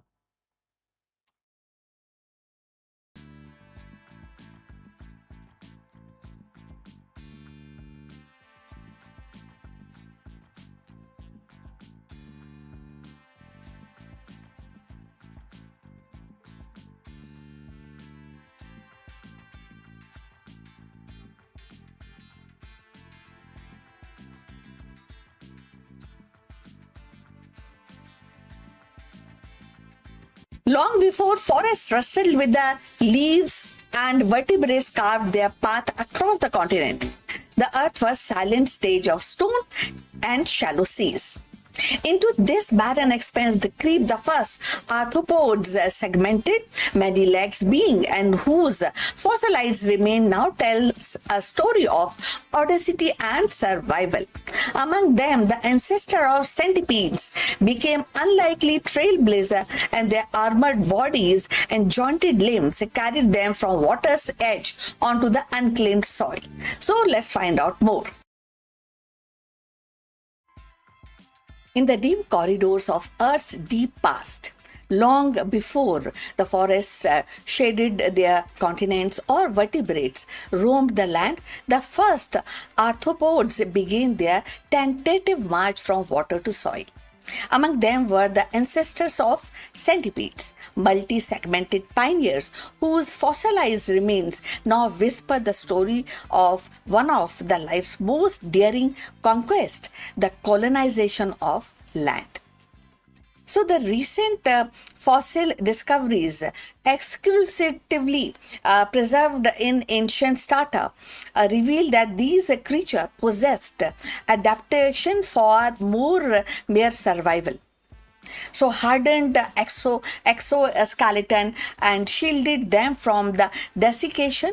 Jointed legs gave them mobility across uneven terrain, and the primitive respiratory system allowed them to draw oxygen from the thin atmosphere. So these were not just insect in waiting. They were the architects of ecological possibilities. By burrowing into soil and feeding on detritus, they began to shape terrestrial ecosystem, laying the groundwork for the complex food webs that would one day sustain forests, mammals, and ultimately humans. So, if you have reached this far, please inform us from which city you have tuned in and in which language you are watching this video. That will help us to determine the reach of our channel. So, moving forward, the conquest of land by arthropods were more than a biological milestone. It was planetary transformation.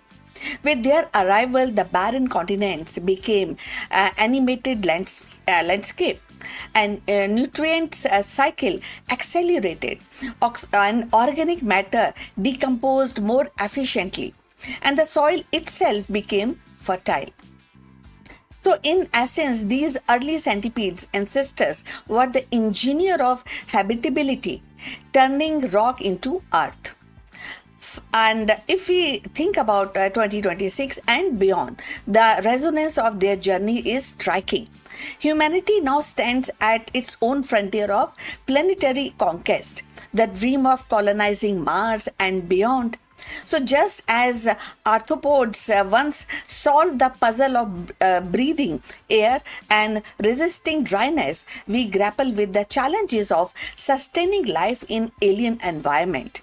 The fossils remind us that the adaptation is not a single leap, but a series of ingenious solutions, and each one opening doors for future generations. Moreover, the study of these ancient pioneers inform us, the modern science, in an unexpected way. Their physiology offers clues about resilience of environmental stress and inspiring biometrics design in robotics or material science. In their ecological role underscores the importance of small, often overlooked organism into stabilizing ecosystem, a lesson critical as we confront or we are on the verge of biodiversity loss and climate change. In 2026, when discussions of planetary stewardship and dominance global forum, the centipede's ancestors became unlikely teachers. Remind us that survival hinges on cooperation with the environment, not the domination of it. So, looking beyond, the implication stretch into a philosophy. The fossil challenges our anthropomorphic narration into showing that the true trailblazer of terrestrial life were not mighty dinosaurs or towering trees, but a humble, many-legged arthropods. And their march onto land was a quiet revolution, one that redefines Earth destiny. In the same way, our own steps into space may not be marked by grand gestures, but by small incremental innovation, and each as vital as the centipede's first breath of air. So thus the story of ancient centipede's ancestor is not confined to dusty rocks in a museum. It is a living parable for our age, a reminder that the conquest of new worlds begin with the fragile experiments, that the resilience is born of adaptation, and that the smallest creature can leave the largest footprint on the history. As we move through 2026 and beyond, their legacy urges us to trend thoughtfully, to innovate boldly, and to recognize that every frontier, whether soil or star, and demands humility as much as ambition.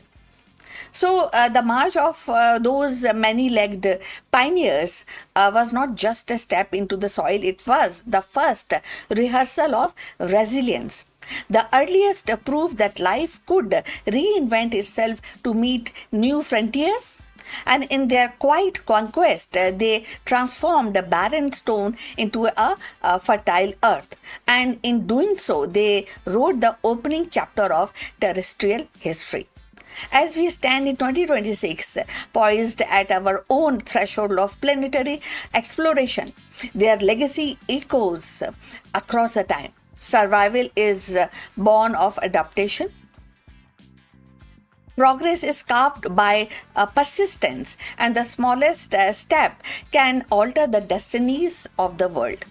So the centipede's ancestors reminds us that every frontier, whether soil beneath our feet or the star above our head, demands humility, and ingenuity, and definitely a great amount of courage.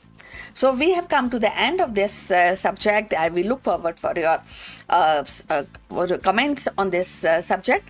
Thanks for watching. Please like and subscribe our channel, and see you in the next month. But before we end, few words about our affiliate partner. Stop settling for a good enough video. If your built-in laptop camera looks like a grainy mess, it is time for an upgrade. Want to instantly level up your video presence? I like to present the Lenovo Performance FHD webcam. This is a game changer for your desktop setup. Technically, this is packed. It has a very sensitive RGB sensor, very crisp photographs it takes. Also comes with 2 microphones on board, which helps you to record very clear voice in stereophonic format. And these microphones are very sensitive. You can actually move away from the camera up to 2 meters, and these microphones will pick up your voice without any problem. This is a very strong piece. This is very sturdy.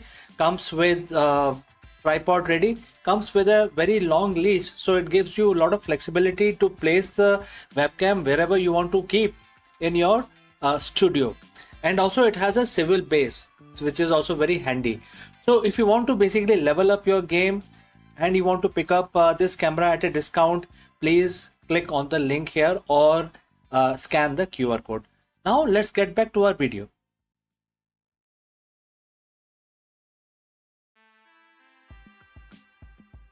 The idea of robots living alongside us has been belonged to the realm of science fiction. Yet today it is edging into the reality. With the debut of AI-powered robot designed specially for home use, the boundary between futuristic imagination and everyday life is dissolving. These machines are no longer confined to factory floors or research labs. They are stepping into kitchen, living room, bedroom, promising to transform the domestic routine. The debut of AI robots for domestic use is not just a technological milestone, it is a cultural one also. It sparks curiosity, inspires hope, ignites debate. So, are we welcoming helpful assistants into our lives or surveillance device disguised as a companion? The answer may shape not only the future of our household but also the broader relationship between human and intelligent machine. Artificial intelligence has begun to step out of the research lab and corporate offices into the most intimate of the space, our home. So debut of AI-powered domestic robots marks a turning point in consumer technology, one that blends convenience with controversy. So these machines are designed to handle everyday tasks, tidying rooms, monitoring energy use, assisting with cooking, or even offering companionship. And this appeal lies in the promise of freeing up time, reducing household stress, and creating a seamless, smart living environment. For many consumers, the idea of robot that can anticipate the need and act autonomously and feel like natural is the next step after smart speakers and connected appliances. Yet the excitement is tempered by uneasy, and that is privacy debate over flared almost immediately. Unlike a vacuum robot that simply mop your floor plans, and these new AI robots can equipped with advanced sensory cameras, microphones. So they don't just clean, they observe, interpret, and learn. That means that they are constantly collecting data from household routine, personal habits, even private conversations. So for some, this feels like inviting a surveillance device into the living room. The questions become who owns that data and how securely it is stored. So if you have reached this far, please inform us from which city you have tuned in and in which language you are watching this video. This will determine the reach of our channel. So going forward, the consumer interest is undeniable. Early demonstrations have drawn crowds, and pre-order suggests a strong demand. Families imagine robot that can help elderly relatives, parents, and vision assistants with the childcare. And the professionals see value in delegating some routine work. So, but alongside with enthusiasm, the critics warn of the risk of dependency and erosion of boundaries.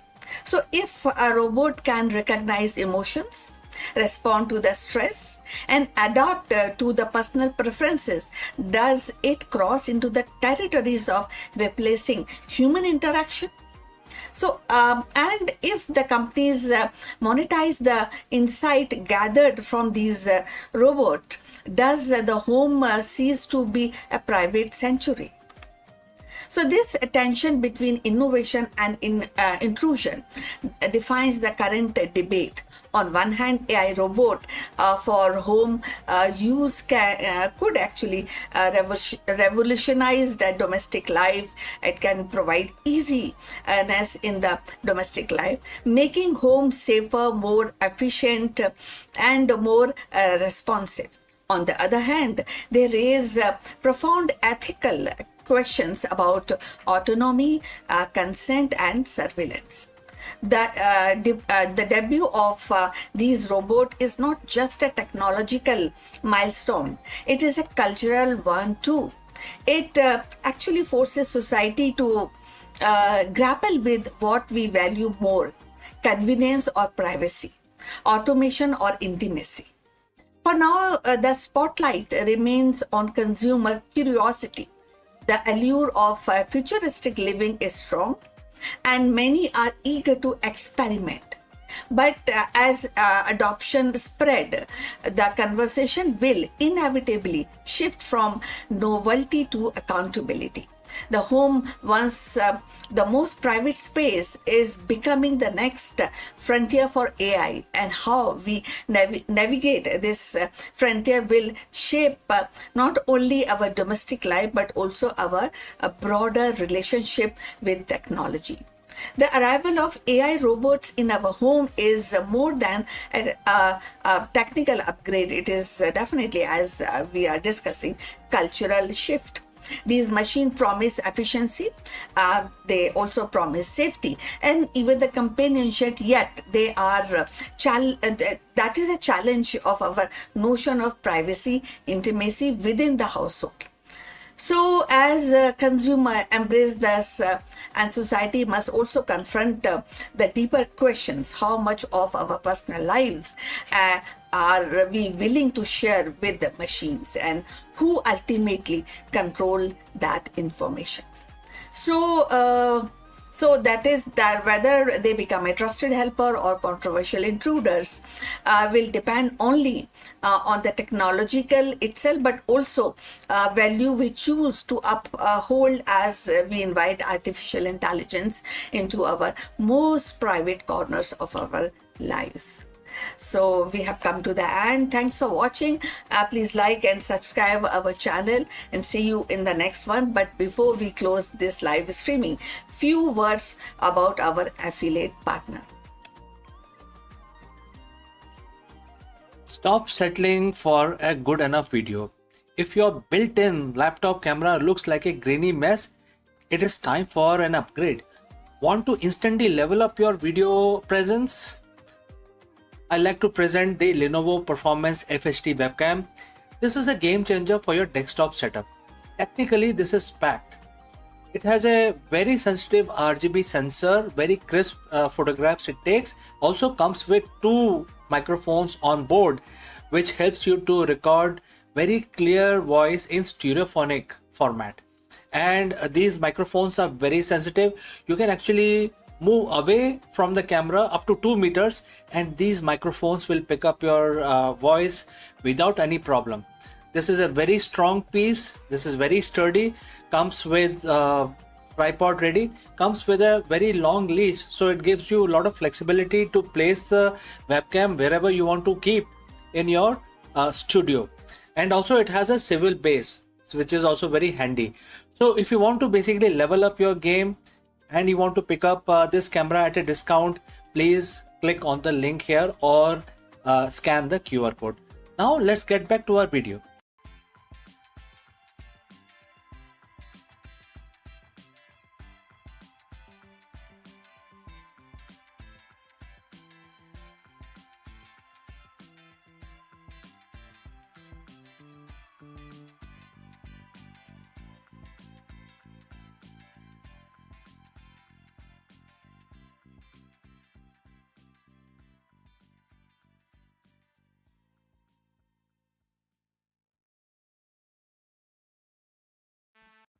Hello friends, let me ask you, is the Big Bang singularity a myth?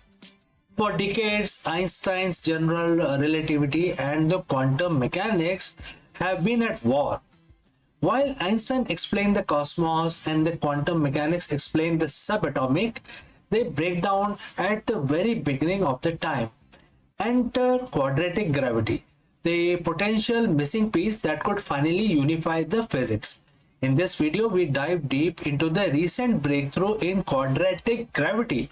Unlike standard general relativity, which leads to impossible singularity, quadratic gravity introduces higher order terms. This mathematical addition might prevent universe from hitting a zero, suggest a smooth, finite origin of our cosmos. Let us explore this further. For over 100 years, we have lived in Einstein's universe. His theory of general relativity is a masterpiece. It explains how gravity shapes galaxies, bend light, and keep time ticking. But if you rewind the cosmic clock back to 13.8 billion years, Einstein math does not do anything. In fact, it does something terrifying. It breaks down. At the very moment of the Big Bang, the general relativity points to a singularity, a point of infinite density and zero volume. In physics, infinite usually means we have missed something. It's a keep out sign posted by the universe. For decades, we have been looking for a bridge between the smooth curves of Einstein's gravity and the jittery, pixelated world of quantum mechanics. We have tried string theory, loop quantum gravity, and dozens of others, but a new old contender is making a wave, right? That is known as quadratic gravity. Today we are going beyond the Big Bang to see if this mathematical breakthrough is the missing piece of the cosmic puzzle. So friends, if you have reached this far, please inform us from which city you have tuned in and in which language you are watching this video. This will help us determine the reach of our channel. Alright, let's move ahead. To understand the solution, we have to understand the failure. Einstein's gravity is based on Einstein-Hilbert action. In simple terms, it says that the matter tells space how to curve and space tells matter how to move. This works perfectly for planets and stars. But when compress the entire mass of the universe into a smaller space than an atom, gravity becomes infinitely stronger. In the standard model, this leads to mathematical blow-up. This is where the quantum mechanics usually steps in. But gravity is a non-renormalizable factor here, or a component. When physicists try to apply quantum rules to gravity, they get nonsensical result, which are infinite probabilities that makes it impossible to calculate anything. Gravity and quantum mechanics are like two languages that refuse to be translated together. So how does the quadratic gravity fix this? It does something deceptively simple. In Einstein's original equation, the math only cares about the linear curvature of the space. Quadratic gravity says, what if we add the square of that curvature to the equation? In the world of math, these are called the higher derivative terms. At the scale of our solar system, these terms are so tiny they are almost invisible. Einstein's original math still rules the day. But as you get closer to Big Bang, where curvature becomes extreme, these quadratic turns on and they act like a cosmic buffer. Instead of letting the universe collapse into a single infinite point, these terms create a repulsive effect or smoothing mechanism. Think of it like a car suspension. On a flat road, you don't feel the spring. But when you hit a massive pothole, the big bang, the spring compresses and prevent the car from bottoming out. Quadratic gravity prevents the universe from bottoming out into a singularity. The most exciting part is this theory is renormalizable. In the year 1970, physicist Stella Still provided or proved that by adding these quadratic terms, the infinities in quantum gravity actually cancels out each other. For the first time, we had a version of the gravity that could play by quantum rules. So what does this mean for the Big Bang? If the quadratic gravity is correct, there was no beginning in the way we think of it. There was no point of zero volume. Instead, the universe might have reached a maximum density and then transitioned smoothly or even bounced from a previous state. It suggests a smooth origin, a universe that is finite, calculable, and most importantly, logical. It removes the magic of singularity and replaces it with elegance of higher order geometry. So, is the quadratic gravity the missing piece? It's not without its own problem. Some physicists worry about the ghost, mathematical states that have negative probability, which could then threaten the stability of the theory. But the recent work in phacons and a new mathematical framework are starting to bust these ghosts. We are currently in the golden age of cosmology with new telescopes and the gravitational wave detectors. We are looking closer to the echoes of the Big Bang than ever before. If we find specific pattern in the cosmic microwave background radiation, it might just prove that quadratic gravity was at work in those first few billionth of a second. If Einstein gave us the map of the stars, quadratic gravity might finally give us the map of the beginning. So, what do you think, friends? Did the universe start from nothing, or is it a continuous cycle of geometry? Let me know in the comments below, and don't forget to like and subscribe for more journeys into the deep fabric of reality. My name is CK. Thanks for watching. Before I go, I'd like to share a word about our affiliate partner. Stop settling for a good enough video. If your built-in laptop camera looks like a grainy mess, it is time for an upgrade. Want to instantly level up your video presence? I like to present the Lenovo Performance FHD webcam. This is a game changer for your desktop setup. Technically, this is packed. It has a very sensitive RGB sensor, very crisp photographs it takes. Also comes with two microphones on board, which helps you to record very clear voice in stereophonic format. And these microphones are very sensitive. You can actually move away from the camera up to 2 meters and these microphones will pick up your voice without any problem. This is a very strong piece. This is very sturdy. Comes with tripod ready. Comes with a very long leash, so it gives you a lot of flexibility to place the webcam wherever you want to keep in your studio. And also it has a swivel base, which is also very handy. So if you want to basically level up your game and you want to pick up this camera at a discount, please click on the link here or scan the QR code. Now let's get back to our video.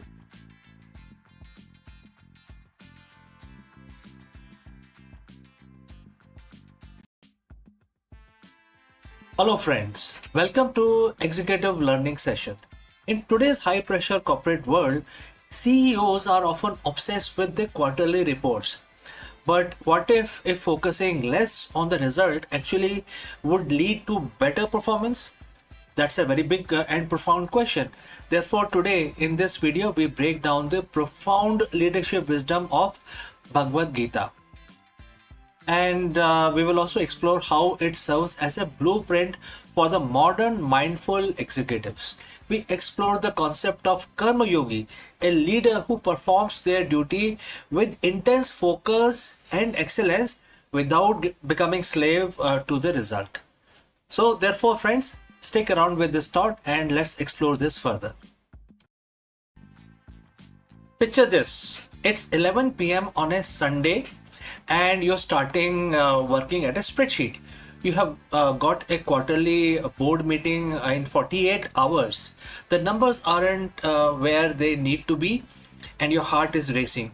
Your sleep is now non-existent and your identity, your very worth as a leader is tied entirely to the bottom right cell of the screen, right?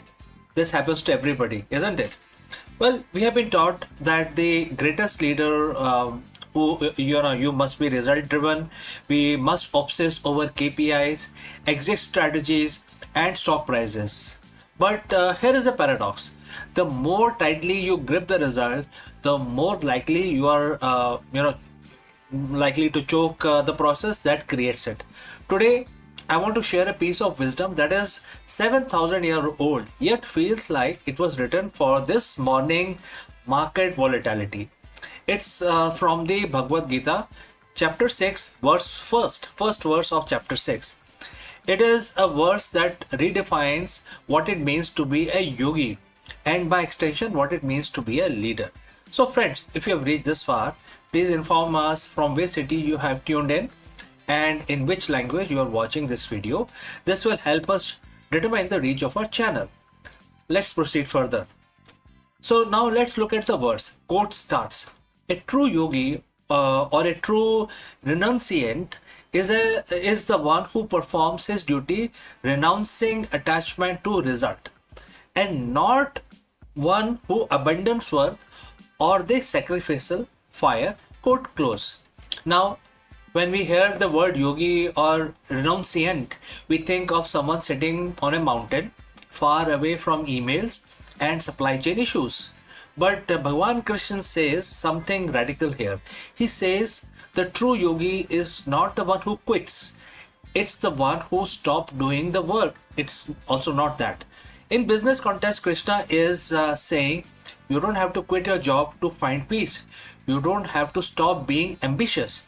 The sacrificial fire for CEO is the office, the factory, and the boardroom.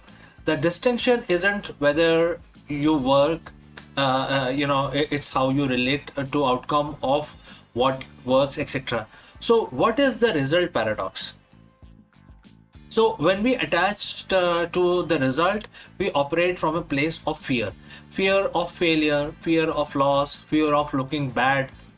When the brain is in the fear mode, the prefrontal cortex, the part of your brain responsible for high level strategy and innovation, shuts down. Attachment creates tunnel vision. You become so focused on the wind that you miss the ethical red flags or the innovative pivot that could have saved your company. Attachment creates fragility. If your happiness depends on the green KPI, a red KPI will shatter your confidence completely. So Gita suggests a better way. Perform your karma, the duty at hand. Imagine the professional athlete. If a golfer is thinking about a trophy while they are, mid-swing, they will miss the shot. To win the trophy, they must forget the trophy exists and focus entirely on the mechanics of the swing. That is leading without attachment. The verse mentioned not abandoning the sacrificial fire. In ancient times, this was the literal fire of ritual. Today, for a leader, it is the energy of the action. Leading without attachment does not mean leading without excellence. In fact, it requires more excellence. When you aren't worried about how the result will make you look, you are free to be. There are several things you are free to be. First is bold, because you aren't afraid of the fallout. Second is the present, because you aren't living in the future quarter. And third is the objective, because you see the data for what it is, not what you want it to be. A true CEO, which is yogi, performs their duty because it is the right thing to do, not because it means something to, earn your bonus, etc. They treat their company as a sacrifice, a contribution to the world. So, how do we actually do this? How do we walk into the board meeting tomorrow and lead without the attachment? There are few ideas which I want to share with you. First is shift from what to how. Instead of asking, will they reach the target? Ask, are we executing this with the highest level of integrity and skill? If the process is perfect, the result is inevitable, and it's the inevitable byproduct. Second, the 5-minute de-tether. Before a high stake pitch, take 5 minutes to remind yourself, I have a right to work, but not to the fruits. Tell yourself that your value as a human being is independent of this deal. Watch how much more charismatic and calm you would become before you get into the meeting. Now, the third idea is reward effort, not just outcome. So, as a leader, stop only celebrating the wins. Start celebrating the karma as well. The disciplined, high quality effort, even when it doesn't lead to a win, this builds a culture of psychological safety. So, Bhagavad Gita isn't asking you to be less ambitious. In fact, it is asking you to be freer. So when you stop being a slave to the result, you become master of your actions. You will become unshakable executive. You will still show up, and you still, the light of fire, and you still do the work, but you do it with a smile, knowing that while you cannot control the wind, you can always control how you set your sail. So friends, what do you think? Thank you for your time. Thank you for joining live. Let's go back to the fire and do the work. And if you have any questions, please feel free to send it across. Before I wind up this session, a word about our affiliate partner. Stop settling for a good enough video. If your built-in laptop camera looks like a grainy mess, it is time for an upgrade. Want to instantly level up your video presence? I like to present the Lenovo Performance FHD webcam. This is a game changer for your desktop setup. Technically, this is packed. It has a very sensitive RGB sensor, very crisp photographs it takes. Also comes with 2 microphones on board, which helps you to record very clear voice in stereophonic format. And these microphones are very sensitive. You can actually move away from the camera up to 2 meters, and these microphones will pick up your voice without any problem. This is a very strong piece. This is very sturdy. Comes with tripod ready. Comes with a very long leash, so it gives you a lot of flexibility to place the webcam wherever you want to keep in your studio. And also it has a swivel base, which is also very handy. So if you want to basically level up your game and you want to pick up this camera at a discount, please click on the link here or scan the QR code. Now let's get back to our video.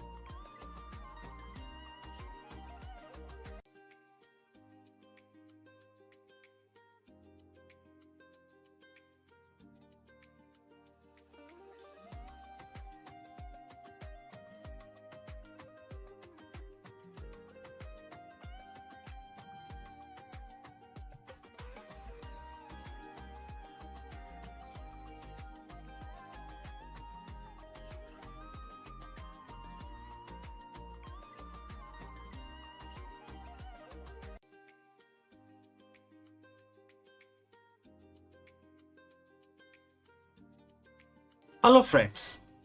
Can ancient wisdom solve the modern leadership crisis? In this executive training session, we dive deep into the Bhagavad Gita to explore the concept of transcendent leadership. The true leadership excellence isn't just about strategy, it's about being. Learn how to cultivate the vision of equality, a state of equanimity where decisions are made free from personal bias, ego, and favoritism. By mastering the divine impartiality, C-suite leaders can conquer the cycle of reactive management and establish a culture of trust, innovation, and sustainable success. Let us explore this further. In the modern C-suite, we are taught to be decisive. We are taught to be analytical. But how often are we taught to be equal? Every day, you face a storm of preferences. You have favorite projects, difficult stakeholders, and team members who either mirror your energy or drain it. This is the cycle of the corporate life. The constant swing between liking and disliking, winning and losing. But what if there are a third way? A way to lead from place so stable that the market volatility cannot shake your inner clarity. 7,000 years ago, Bhagavad Gita identified this state in chapter 5, verse 19, and it says, quote starts, even here in this world, they have conquered creation. Those whose minds are established in equality, since the eternal is defect-free and equal, they are established in the eternal. Quote close. Today we call this transcendent leadership. Now friends, if you have reached this far, please inform us from which city you have tuned in and in which language you are watching this video. This will help us determine the reach of our channel, and also I will know who is watching and who is not. The words mention two critical words, equality and impartiality. In business context, impartiality is often taken for being cold or indifferent. That is a misconception. Divine impartiality is not about caring less, it's about seeing more. Most leaders see through a lens of utility. They ask, how is this person useful to me right now? This creates a fragmented organization built on transactional relationship. The transcendent leader, however, sees the eternal in everyone. They recognize that every employee, from the intern to the CFO, is a manifestation of the same underlying potential. When you lead with this vision, you stop reacting to people's personality and start responding to their potential. By being defect free like the eternal, you remove the defects of leadership and also remove biases, nepotism, and ego driven anger. You become the steady point in a turning world.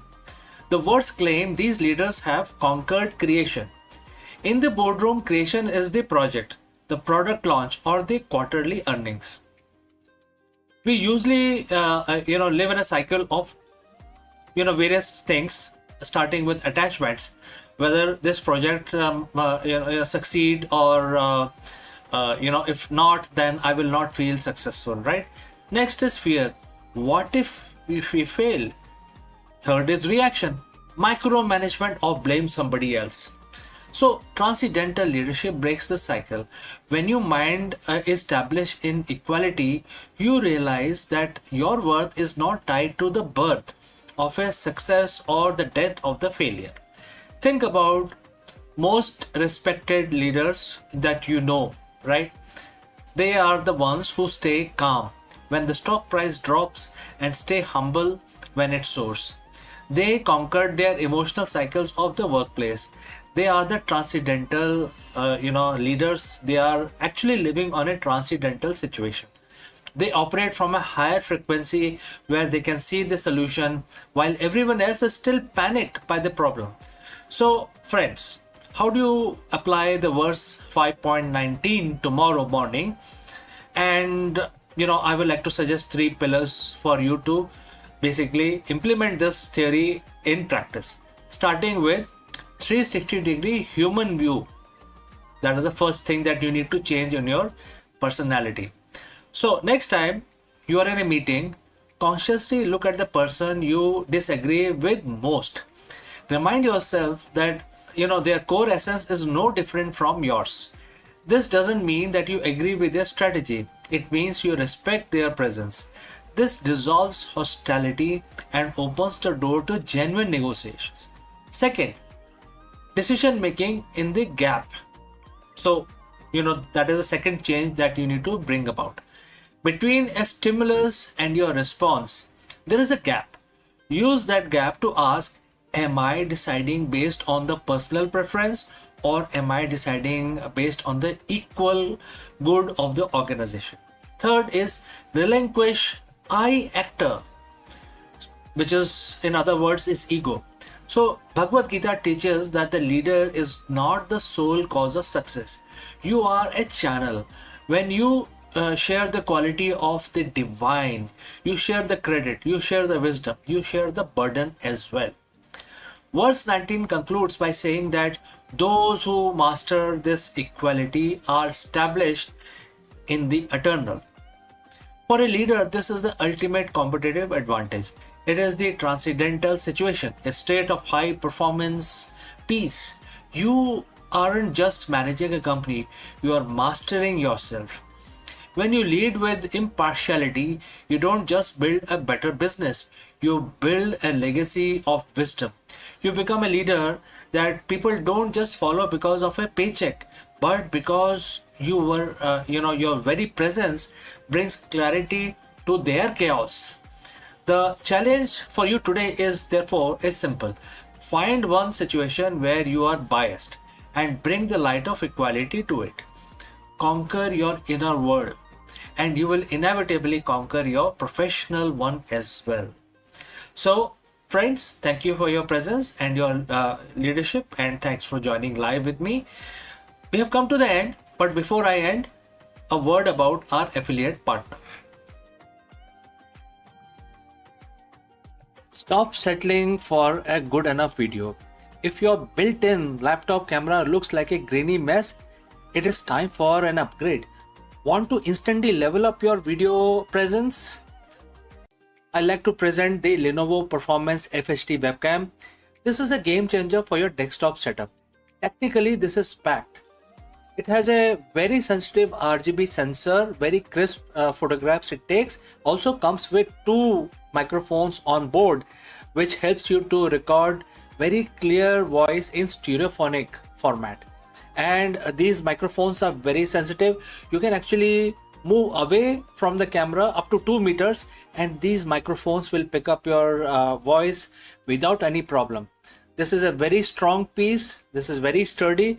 Comes with tripod ready. Comes with a very long leash, so it gives you a lot of flexibility to place the webcam wherever you want to keep in your studio.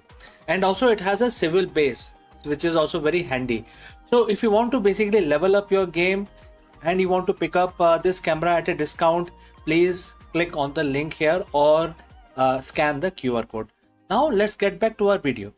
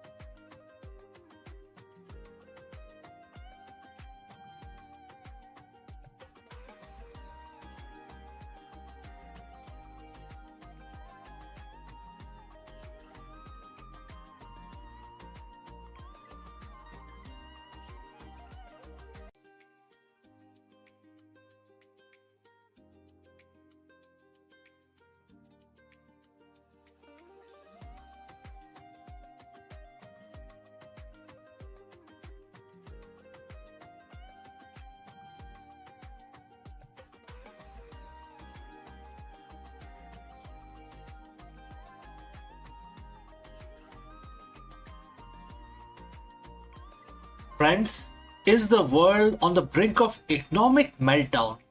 In this video, we break down the explosive news as President Trump announces a staggering 50% tariff on Chinese imports.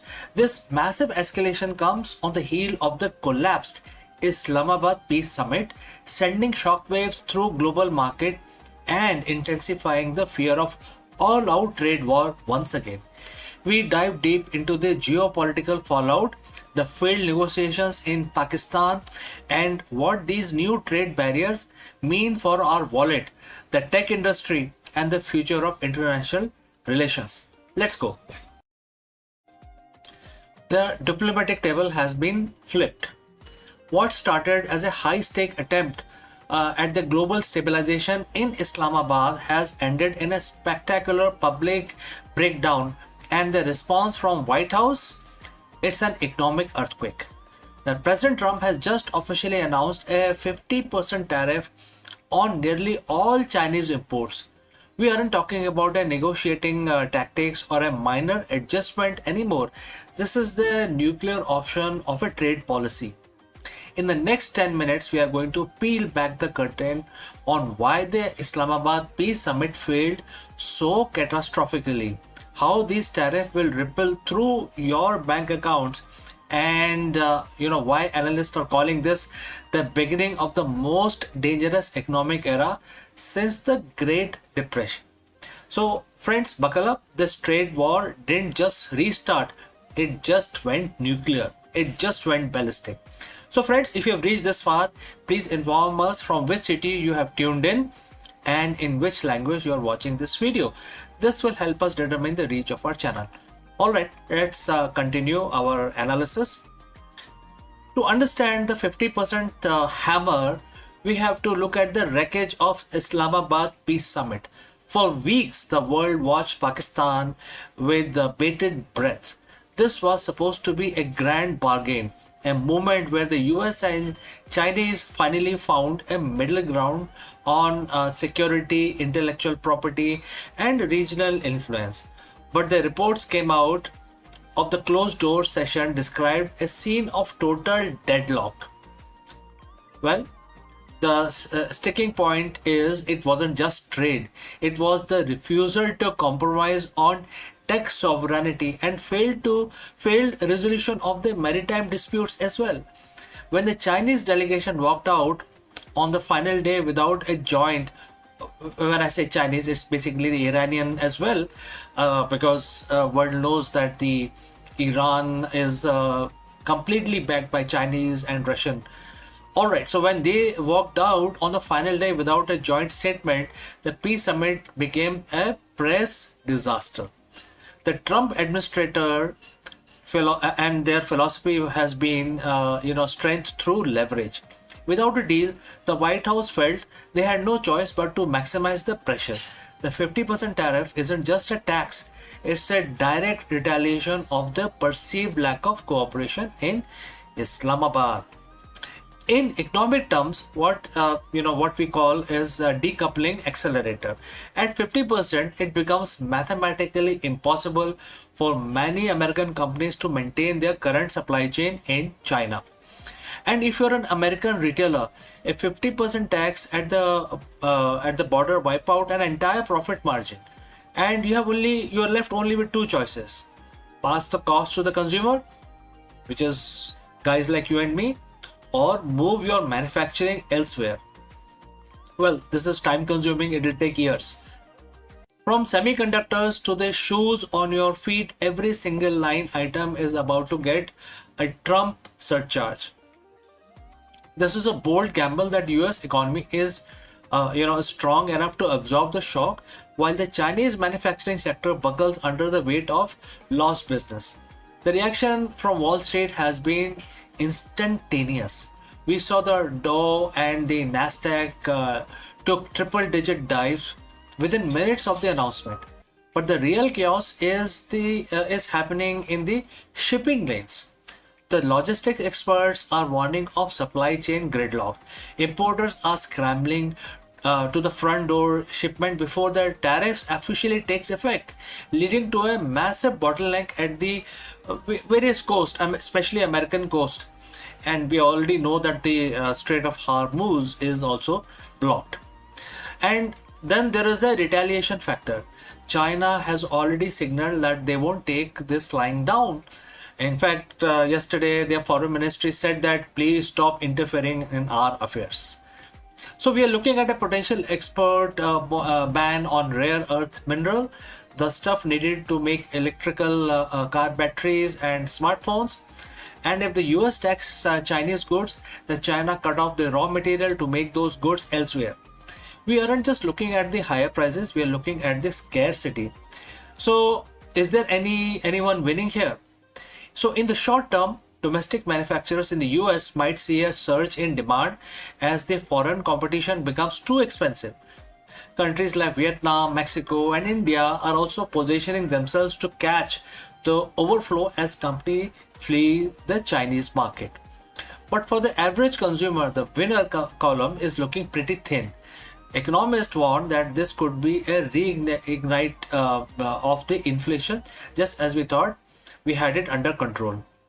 If a $1,000 iPhone suddenly costs $1,400 because of the trade levy, the consumer spending, the engine of the American economy, could stall. So let's discuss pros and cons. What are the pros? Reshoring of the jobs, increased leverage in future deals, reduced dependency on rival. And what are the cons? Higher inflation, stock market volatility, and strained relation with allies who are caught up in different crossfires across the world. So where do we go from here? The 50% tariff is more than just a policy. It's a line in the sand.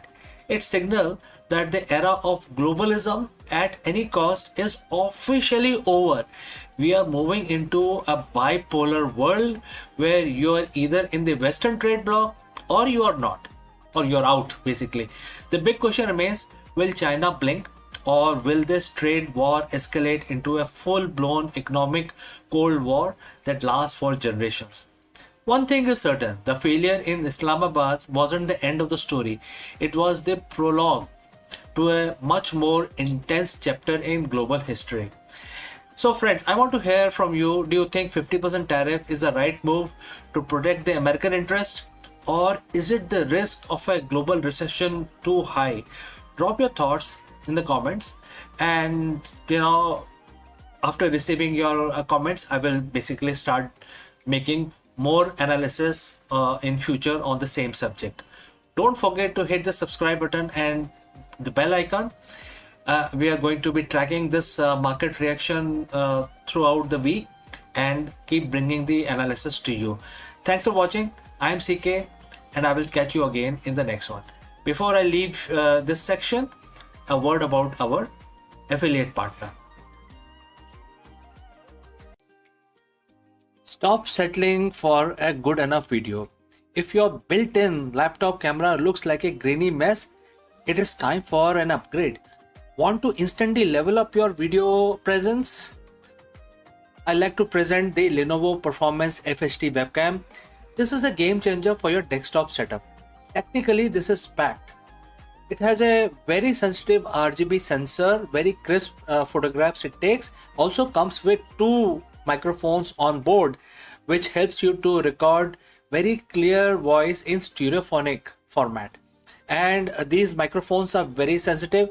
You can actually move away from the camera up to 2 meters and these microphones will pick up your voice without any problem. This is a very strong piece. This is very sturdy. Comes with tripod ready, comes with a very long leash, so it gives you a lot of flexibility to place the webcam wherever you want to keep in your studio. And also it has a swivel base, which is also very handy. So if you want to basically level up your game and you want to pick up this camera at a discount, please click on the link here or scan the QR code. Now let's get back to our video.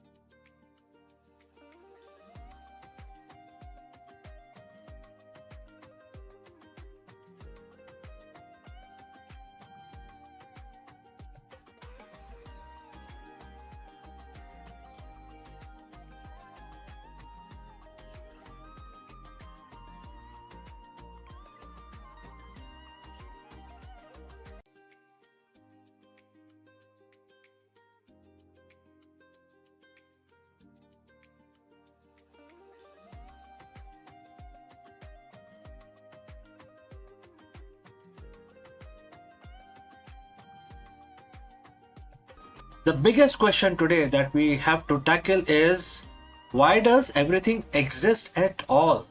For decades, the physicists have been haunted by the antimatter mystery. The fact that the Big Bang should have produced equal amount of matter and antimatter, leading to total annihilation and an empty universe. But a groundbreaking theory suggests that answer lies in the exploding black holes. In this video, we dive deep into the world of primordial black holes, PBH, tiny high energy black holes formed seconds after the birth of the universe. Unlike their massive cousins, these tiny titans don't just sit there, they evaporate through Hawking radiation, eventually ending in violent explosions. We will explore how these cosmic firecrackers may have tipped the scale, creating the slight excess of matter that allowed stars, planets, and humans to form. Let us explore this further. Friends, what happens is that everything eventually fall into black hole. If you go very close to the black hole, you will see that the black hole will actually pull you in and then devour you, speedify you, and really bad thing happens to you. Your energy is sucked out and becomes part of the black hole. And so scientists used to wonder, what will happen to black hole. Are they eternal? And it turns out that the Stephen Hawking said no, they are not, because they are also radiating, and that radiation, very very minute radiation, very faint, is now what we call the Hawking radiation. Well, this video is not about Hawking radiation, but the important part is that even black hole, which are the biggest sucker of the universe, also radiate, and therefore if they are radiating, that means their mass is going to reduce eventually, and then they will have to completely evaporate. However, black holes don't go out simply evaporate. When they come to the minimum size that they can have, there is a internal pressure, or the pressure of the vacuum, because of which after crossing that threshold, they have the event horizon, but they also have a minimum size horizon. Once they cross that, they simply explode. They cannot, the inward pressure cannot hold, and it evaporates or explode instantaneously, and the energy is released back into the universe.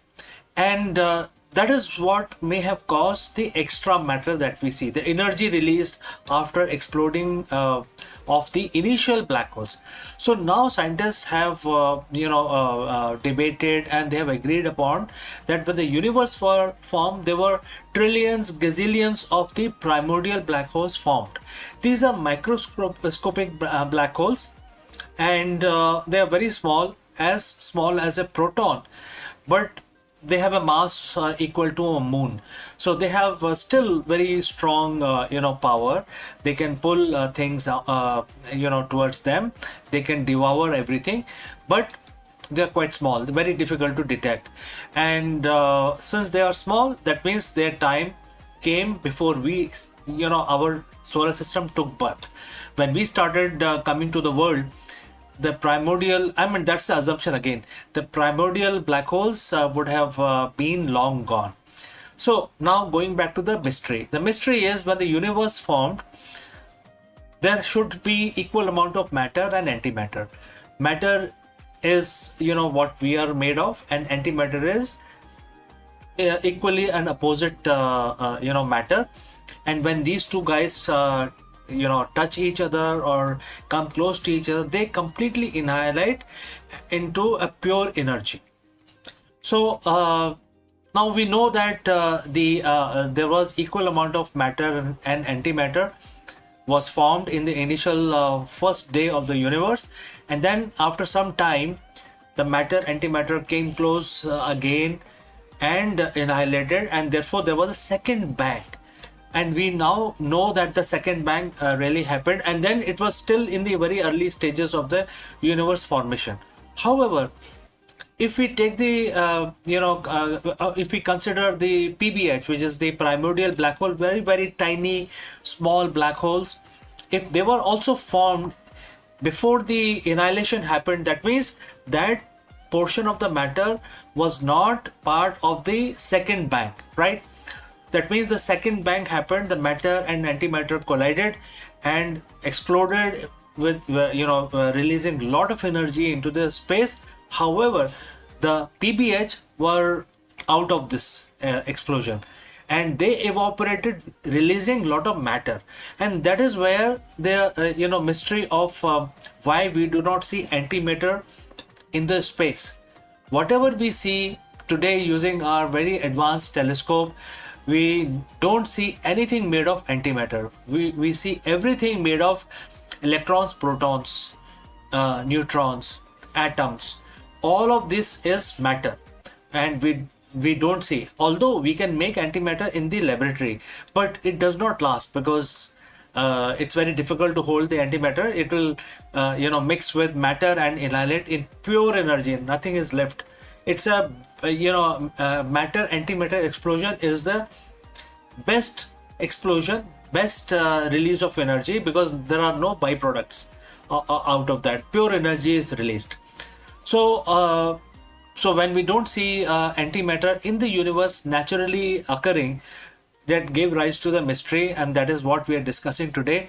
What happened to the antimatter and why we exist at all?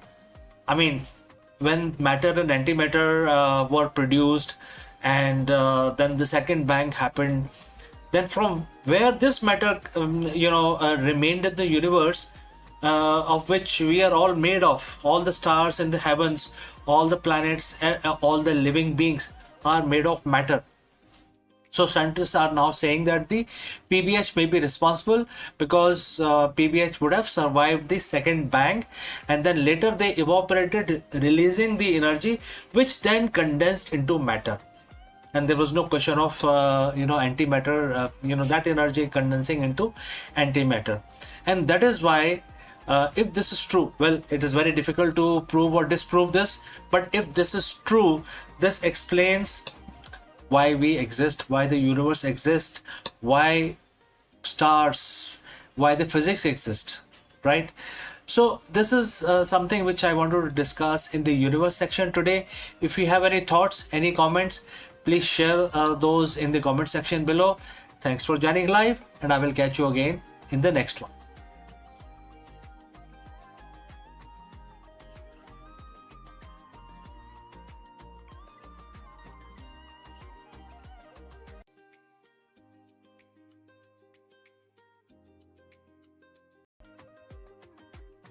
Nagarjuna's vision of emptiness offers balance, resilience, and wisdom for the challenges of our interconnected 21st century world.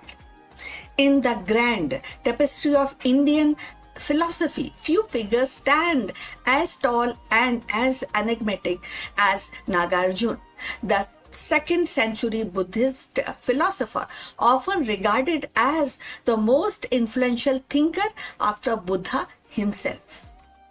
His contribution lies in the systematic exposition of Shunyavad, the doctrine of emptiness, which became the cornerstone of Madhyamaka school of Mahayana Buddhism.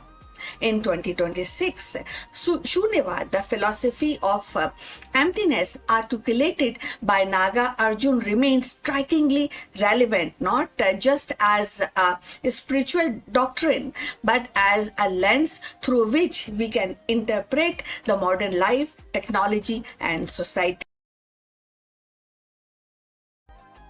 So Nagarjuna's genius was to show that this emptiness applies not only to the worldly appearances, but also to the ultimate reality. He argued that both samsara, that means the cycle of birth and death, and nirvana, that is liberation, are empty of inherent existence. This radical insight collapsed the duality between bondage and liberation, suggesting that the absolute is not something separate from the world, but the very ground of all appearances. So, with the geopolitical tensions, climate change, economic stress, and the doctrine of emptiness teaches resilience at this point of time, that means in 2026. So, by recognizing that the cries are not permanent entities but dependent on the cause and conditions, and we approach them with the flexibility rather than despair. And this is the way to go forward when we understand the teaching of Nagarjuna. So it is important to note that the Nagarjuna did not invent Shunyavad. The seeds of this doctrine were already present in Mahayana Sutras even before his time. What makes Nagarjuna remarkable is that he gathered these scattered threads and wove them into a coherent, rigorous philosophical system. He gave Shunyavad its intellectual depth, transforming it from mystical insight into a dialectical method that could withstand scrutiny. In an era of stress, identity crisis, and the idea that self is empty of fixed essence can be liberating. So it helps individual detach from the rigid ego construct and embrace fluidity, and reducing anxiety about permanence and control. So if you have reached this far, please inform us from which city you have tuned in and in which language you are watching this video. This will help us to determine the reach of our channel. So we were talking about Shunyavad, and Shunyavad often misunderstood as nihilism. And sometimes called it is denial, but it is not a denial of reality. The Shunya literally means void or empty, but in Nagarjuna's philosophy, it carries a subtle meaning. It refers to the absence of inherent existence, that is Swabhav. You know, when we talk in Hindi, all phenomena, according to him, arise in dependence on cause and conditions. A principle known as something when we understand pratyaksh, and then we analyze that, and or it depend where it dependent originated. You know, so because things exist only in the relation to other things, and they cannot possess an independent permanent essence. So in this sense, they are empty. And in a world dominated by artificial intelligence, virtual realities, and shifting identities, Shunyavad reminds us that phenomena lacks inherent existence. Just as an AI model or digital avatar has no fixed essence outside its relational context, so to do human construct exist only through interdependence. So his dialectical method expressed in his teaching dismantle very philosophical position by showing its contradictions. Whether one assert existence, non-existence, both or neither, Nagarjunas demonstrate that each claim lead to a logical impasses. Reality, he insists, that transcends these categories. So it cannot be captured by intellect, which is inherently actually discursive or relational. So true understanding comes only through a direct spiritual realization.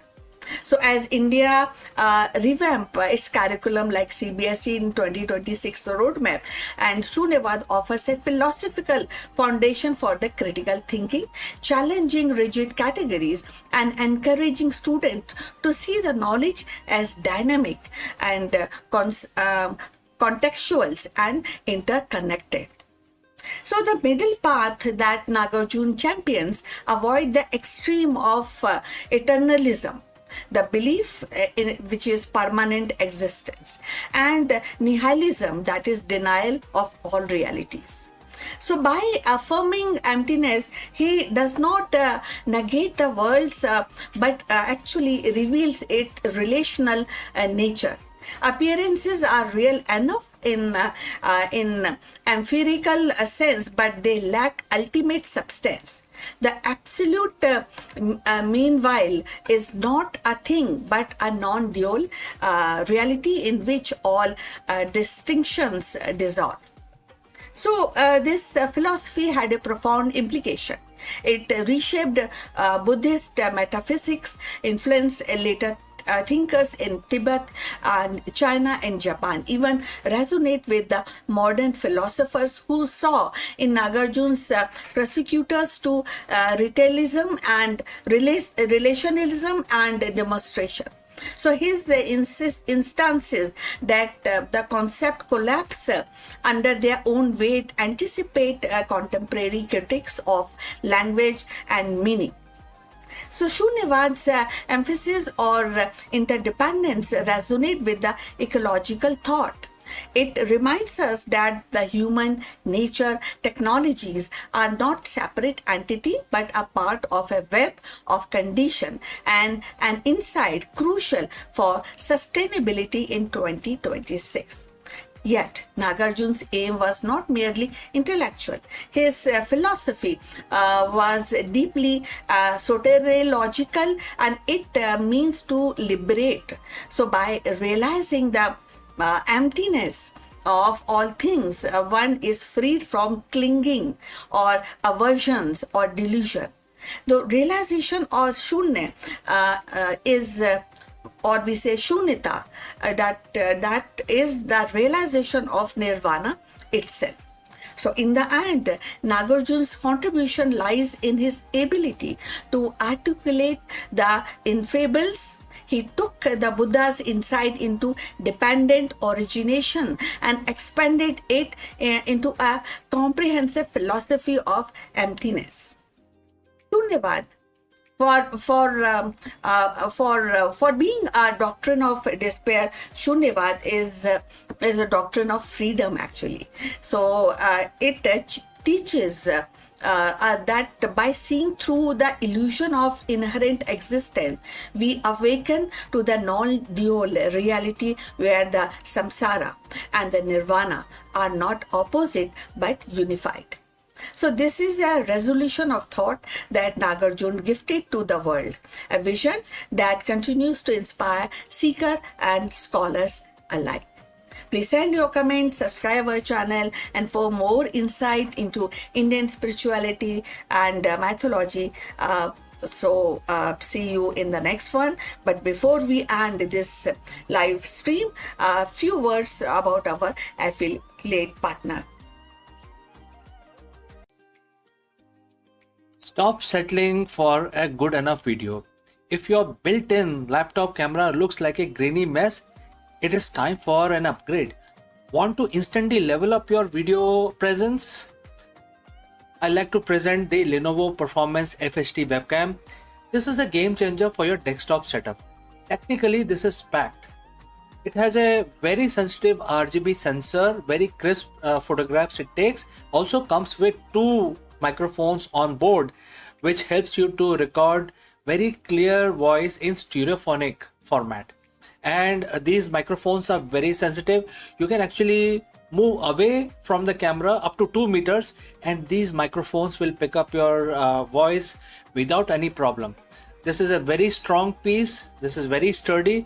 Comes with tripod ready, comes with a very long leash, so it gives you a lot of flexibility to place the webcam wherever you want to keep in your studio. And also it has a swivel base, which is also very handy. So if you want to basically level up your game and you want to pick up this camera at a discount, please click on the link here or scan the QR code. Now let's get back to our video.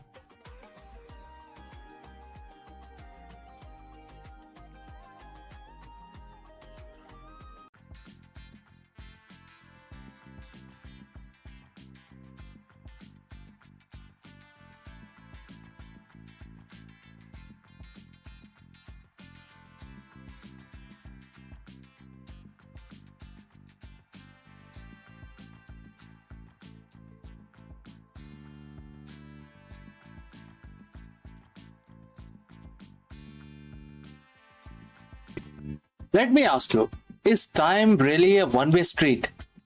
The new research suggests that Einstein's famous wormhole theory might hold the key to the mind-bending possibility of a hidden mirror of time. And friends, as you know, mirror always casts an inverted image. In this video, we break down the latest theoretical physics breakthrough that is challenging everything we know about the arrow of time, entropy, and the fabric of space-time. Could wormhole act as a portal to a mirror reality where time flows in the reverse direction? We dive into the science behind the headlines and explain what this discovery means for the future of quantum mechanics and cosmology. Let's go. What if everything we know about time is backward? We have been told that the time flows in only one direction, from past into the present and towards an inevitable future. It's the arrow of time. But what if that arrow isn't just pointing forward? What if it is also pointing back in the backward direction? And the key to understand that secret lies in one of the most famous yet misunderstood concept in physics, which is the Einstein-Rosen bridge. When we hear about the word wormhole, we think of interstellar. We think of space traveler jumping across galaxies in seconds. But here is the first breakthrough in our understanding today, and that is not what Einstein and Rosen intended. Friends, before we move forward, if you have reached this far, please inform us from which city you have tuned in and in which language you are watching this video. This will help us determine the reach of our channel. Alright, let's proceed further. In the year 1935, Albert Einstein and his colleague Nathan Rosen weren't trying to build a space travel portal. They were struggling with the math of gravity and quantum fields. They created a bridge, a mathematical connection between the two identical symmetrical sheets of space-time. It wasn't a tunnel for a spaceship, it was a theoretical tool meant to reconcile how matter behaves in extreme gravity. Fast forward to 2026, a massive shift in how we interpret those equations have just emerged. Instead of physical tunnel through space, researchers are proposing that the Einstein-Rosen bridge is actually a quantum link between two opposite directions of time. Think of it like a mirror. If you stand in front of a mirror, you will see yourself, right? Now imagine that the mirror doesn't just reflect your image, it reflects your flow. In this new theoretical model, our universe is paired with a mirror, a component where time flows in the exact opposite direction. The bridge isn't the shortcut across the galaxy, it is a fundamental connection that allows quantum systems to remain balanced, consistent, and crucially irreversible. So what does this matter? Why this matters now? Because of the black hole information paradox.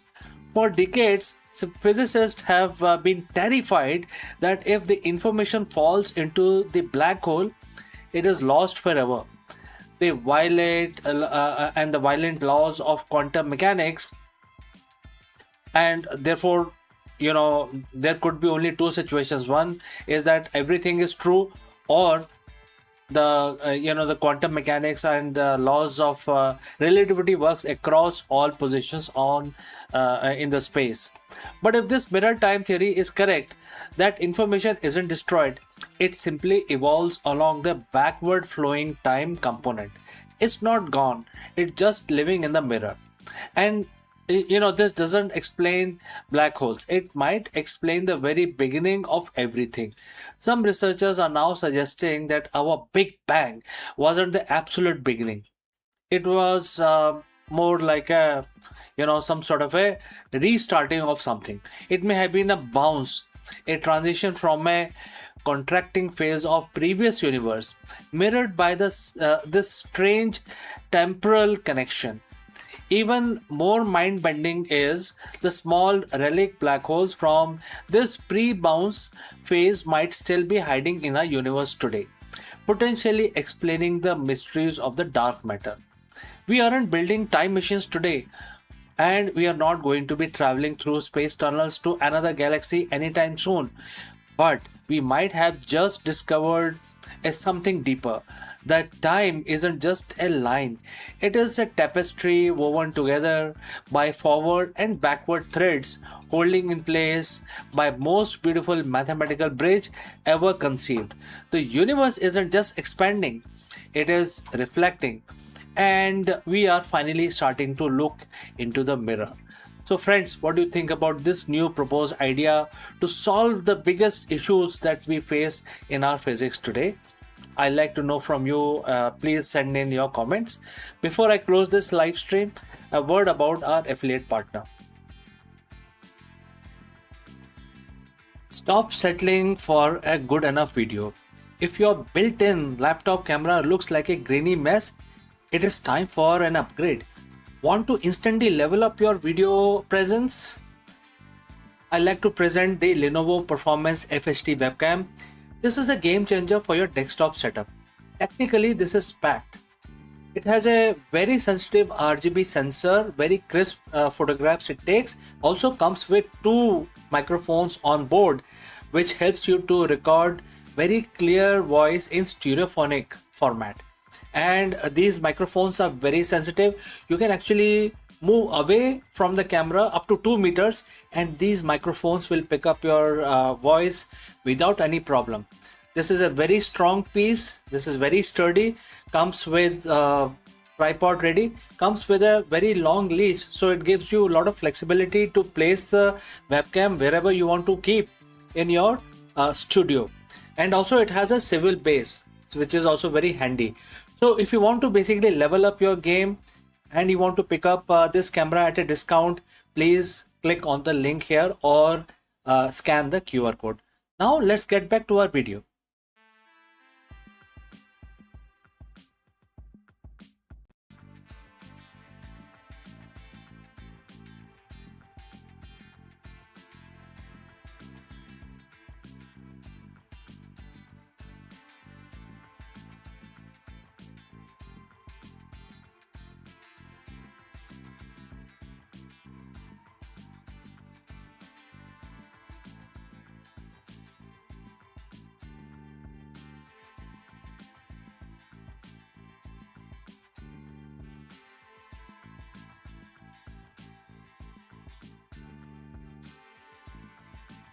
What if the universe's deepest theory can be unlocked not by a maze of equations, but by just 4 guiding truths?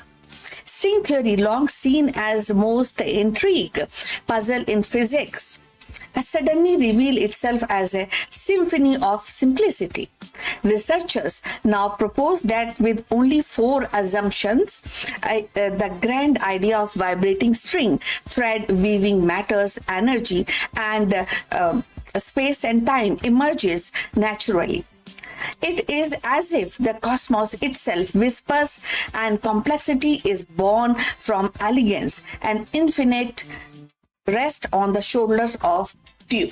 So let's discuss this subject further.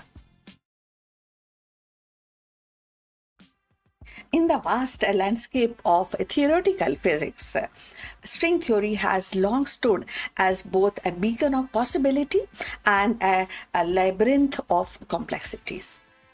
For decades, it has promised a unified framework, a way to reconcile quantum mechanics with the general relativity, to weave together the smallest particle and the largest cosmic structure into a single tapestry. Yet, its reputation has often been that of an intrigue puzzle and requiring layers upon layers of assumptions, mathematical scaffolding, and abstract dimensions. Now, researchers suggest that the path to string theory may be far simpler than imagined. Only 4 fundamental assumptions are needed to derive it. And this proposal reframes the narratives, and instead of towering the edifice built on the countless hypotheses, string theory could emerge from a fundamental foundation as an elegant as the theory itself aspiring to be. So the assumptions are not arbitrary. They are principles that resonate across physics, and they speak of symmetry, consistency, and universality of interaction. So, by stripping away the access, scientific and scientists reveal that the string theory is not a speculative castle in the cloud, but a natural consequence of few guiding truth. So, if you have reached this far, please inform us from which city you have tuned in and in which language you are watching this video. This will help us to determine the reach of our channel. So, going forward, imagine the implications. If the string theory can be distillized into four assumptions, it becomes less of distinct dream and more of logical inevitability. And it suggests that the universe at its deepest level may indeed be composed of vibrating string and tiny filaments of energies whose oscillations give rise to particles, forces, and dimensions. The elegance of this idea lies in its economy. Complexities emerges not from the complication but from the simplicity, repeated and scaled. The simplification also challenges the perception of string theory as inaccessible, and for years critics have argued that it is too abstract, too detached from the experiment, and too reliant on the mathematical gymnastics. But if its derivation rests on only four assumptions, then its beauty is not in its difficulty but in its clarity. It became a framework that is not imposed but discovered, a theory that flows naturally from the bedrocks of physics. This shift has profound consequences for how we think about the universe. String theory has always hinted at a hidden dimensions and at possibility that the reality is richer than what we perceive. With the simplified foundation, these dimensions feel less like a speculative add-ons and more like a necessary outcomes. So the theory becomes not a patchwork of ideas but a seamless extension of physical law.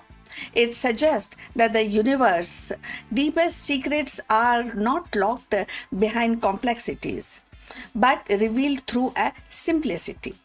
For the lay person, the idea is both humbling and exhilarating. To know that the universe might be explained by four assumptions is to glimpse the elegance of nature's design. It is to realize that beneath the chaos of particles and forces lie a harmony as simple as a string's vibration. Just as music arises from oscillation of strings on an instrument, so too might matter and energy arise from oscillation of cosmic strings. The metaphor is irresistible, and the universe as a symphony and its notes played on string of a reality itself. Of course, the challenges remain. And the string theory still awaits experimental confirmation, still faces questions about testability and prediction. But the simplification offers hope, and it suggests that the theory is not an artificial construct but a natural consequence waiting to be revealed in data and observations. So it invites physicists to look again to seek evidence not with the confusion, with the kind of not to be, but with curiosity. So knowing that framework is grounded in simplicity. So, in the end, the proposal that string theory rests on the four assumption is more than a technical achievement. It is philosophical statement about science itself. It reminds us that the universe is not obliged to be complicated. It may be vast, mysterious, and awe-inspiring, but at its heart, it may be governed by the principle that are few, elegant, and profound. So, to uncover those principles, it is a step closer to ultimate goal of physics, a unified understanding of everything, from the smallest quark to the largest galaxies, all vibrating together in the cosmic symphony of strings. So, in the end, the revelation of that string theory may rest on only four assumptions, and it is more than a technical breakthrough. It is a testament to the universe's elegance and complexities, once thought to be the hallmark of ultimate truth, give way to the simplicity, showing us that the thread and the cosmos may be woven from just handful of threads. From a simplest and smallest vibration to the grandest galaxies, reality hums with the music of strings, reminding us that the deepest mysteries are often born from a simplest note. So we have come to the end of this subject. Look forward for your comments. And thanks for watching. Please like and subscribe our channel, and see you in the next one. But before we end, a few words from our affiliate partner. Stop settling for a good enough video. If your built-in laptop camera looks like a grainy mess, it is time for an upgrade. Want to instantly level up your video presence? I like to present the Lenovo Performance FHD webcam. This is a game changer for your desktop setup. Technically, this is packed. It has a very sensitive RGB sensor, very crisp photographs it takes. Also comes with two microphones on board, which helps you to record very clear voice in stereophonic format. And these microphones are very sensitive. You can actually move away from the camera up to 2 meters, and these microphones will pick up your voice without any problem. This is a very strong piece. This is very sturdy. Comes with tripod ready. Comes with a very long leash, so it gives you a lot of flexibility to place the webcam wherever you want to keep in your studio. And also it has a swivel base, which is also very handy. So if you want to basically level up your game and you want to pick up this camera at a discount, please click on the link here or scan the QR code. Now let's get back to our video.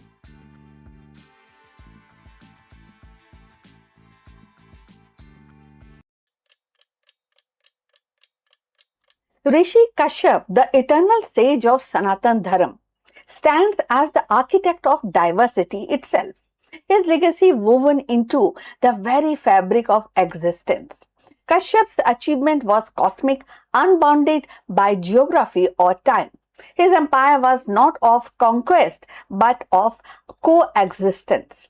A vision so vast and unconquerable that even in 2026, it challenges us to see universality as the greatest triumph of all. His contribution is not limited to progenitor of civilization, but his Kashyap Samhita, also called as Vridha Jivika Tantra, is a classic text on pediatrics, gynecology and obstetrics, still studies in Ayurveda today. Kashyap is also credited with contribution to Kashyap music and Shilpa Shastra, that is art and architecture, showing his influence beyond spiritual philosophy. So let's find out more about him.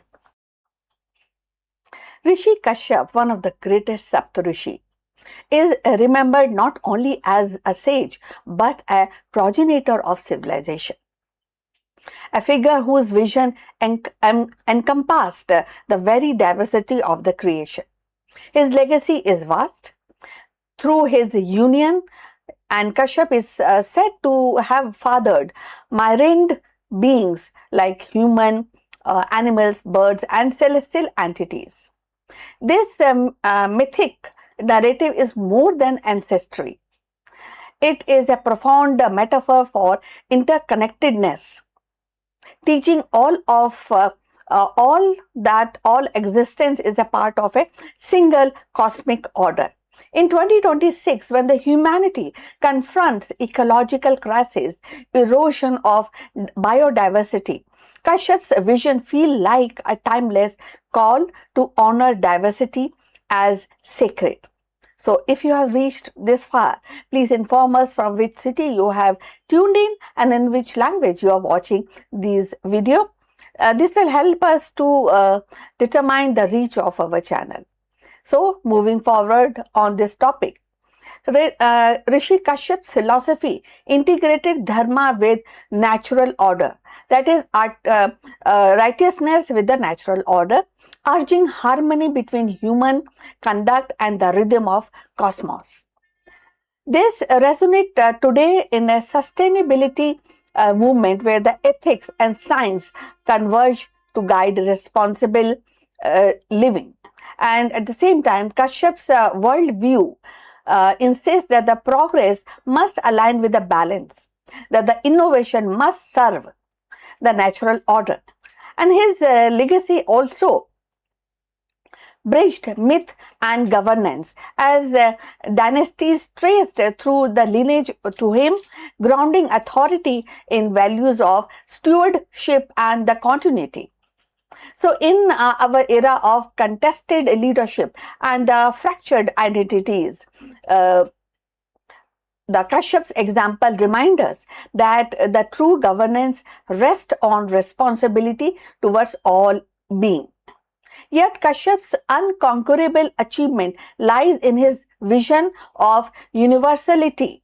By fathering diverse lineage, he symbolized unity through multiplicity. This echoes in 2026, a globalized digital world where the pluralism is strength and the interconnectedness is destiny. His philosophy challenges us to weave difference into shared narratives of coexistence, much as he wove creation into a single cosmic order.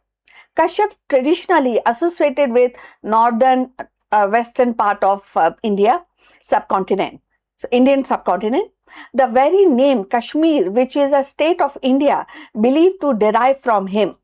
Legend says Kashyap drained the ancient lake Satisar to make the valley habitable, giving rise to region's name Kashyap Mir, that is lake of Kashyap, eventually now we call it Kashmir, or Kashyap Meru, that is mountain of Kashyap.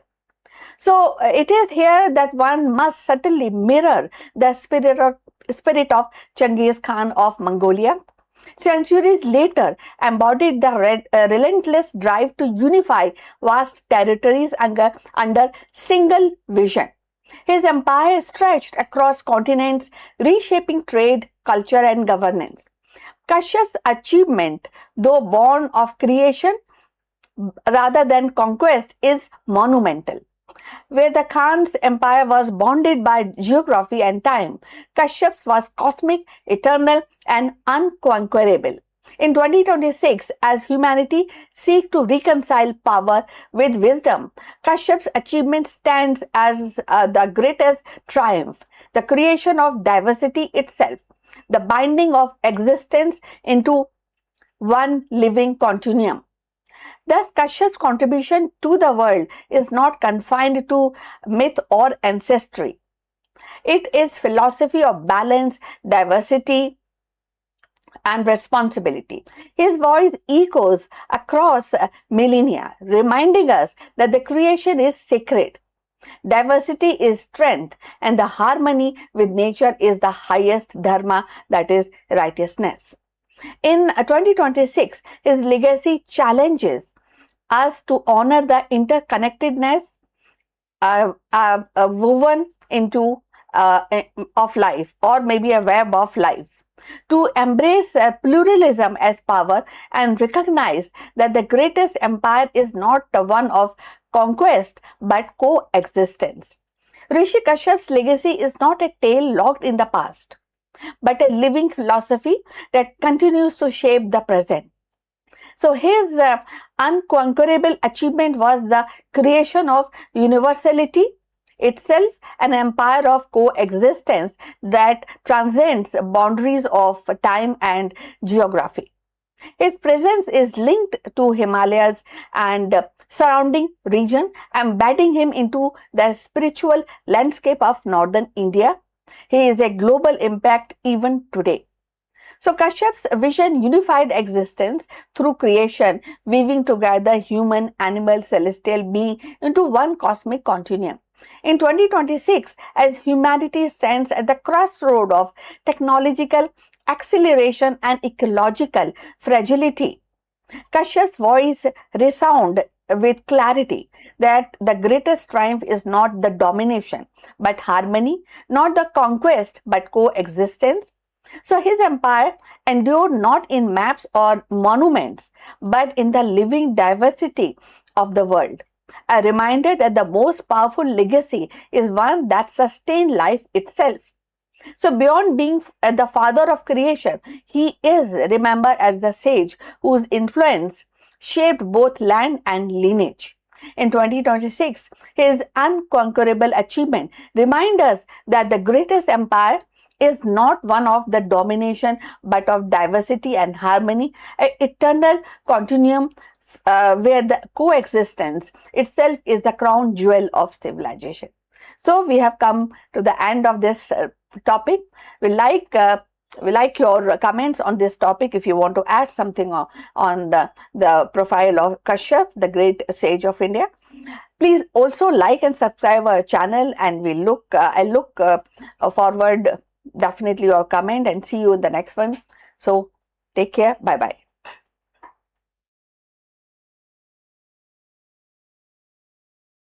Friends, the universe isn't just expanding, it is going somewhere. From the mysterious great attractor to the inevitable big freeze, where everything actually heading? That's a very big question that we want to address today. In this video, we trace the ultimate trajectory of every star, galaxy and atom in existence. Have you ever wondered about the final destination of the cosmos while we go about our daily lives? Our Milky Way galaxy is screaming through space at 2.2 million kilometers per hour. But where it is going, what is pulling it? Let us discuss this further. The resume is fading and the algorithm are rising. Welcome to the new age of hiring. For a generation, the resume has been the passport to opportunity, a single sheet of paper meant to capture the essence of person's career, ambition, and potential.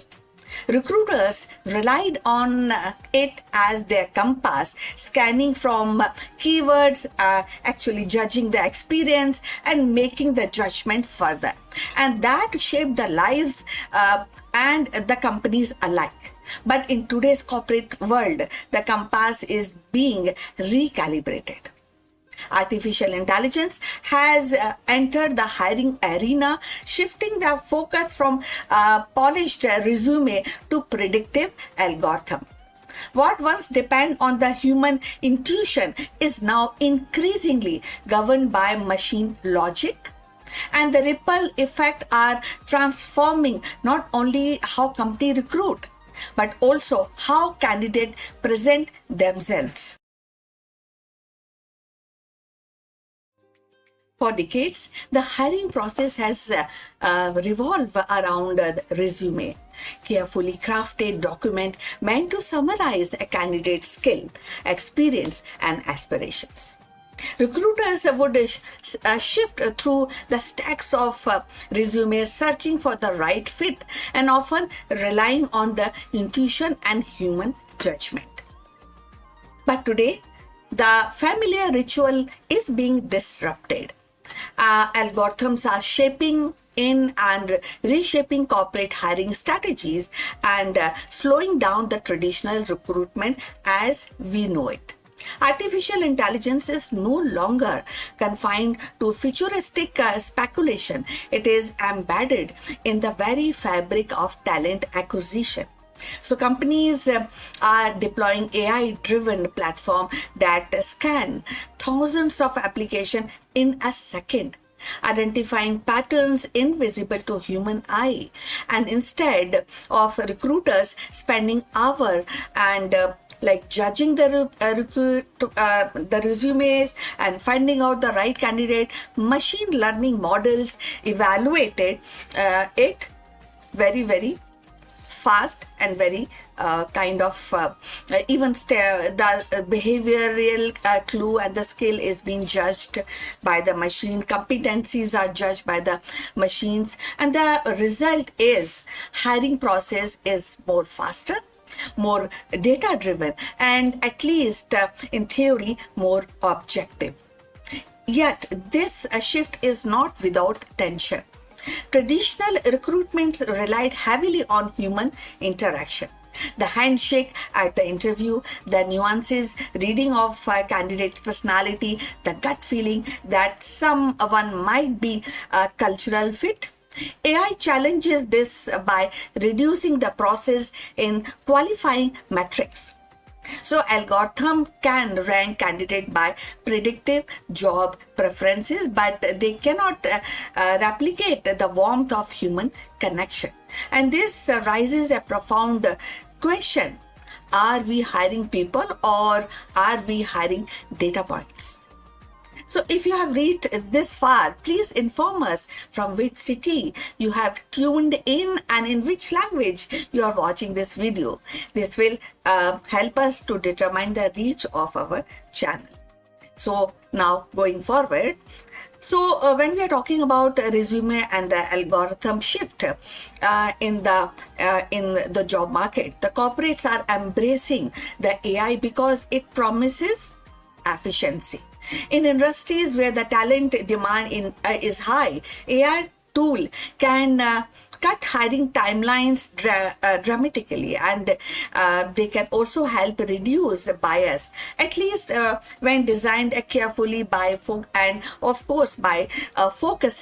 on the skill rather than demographic markers.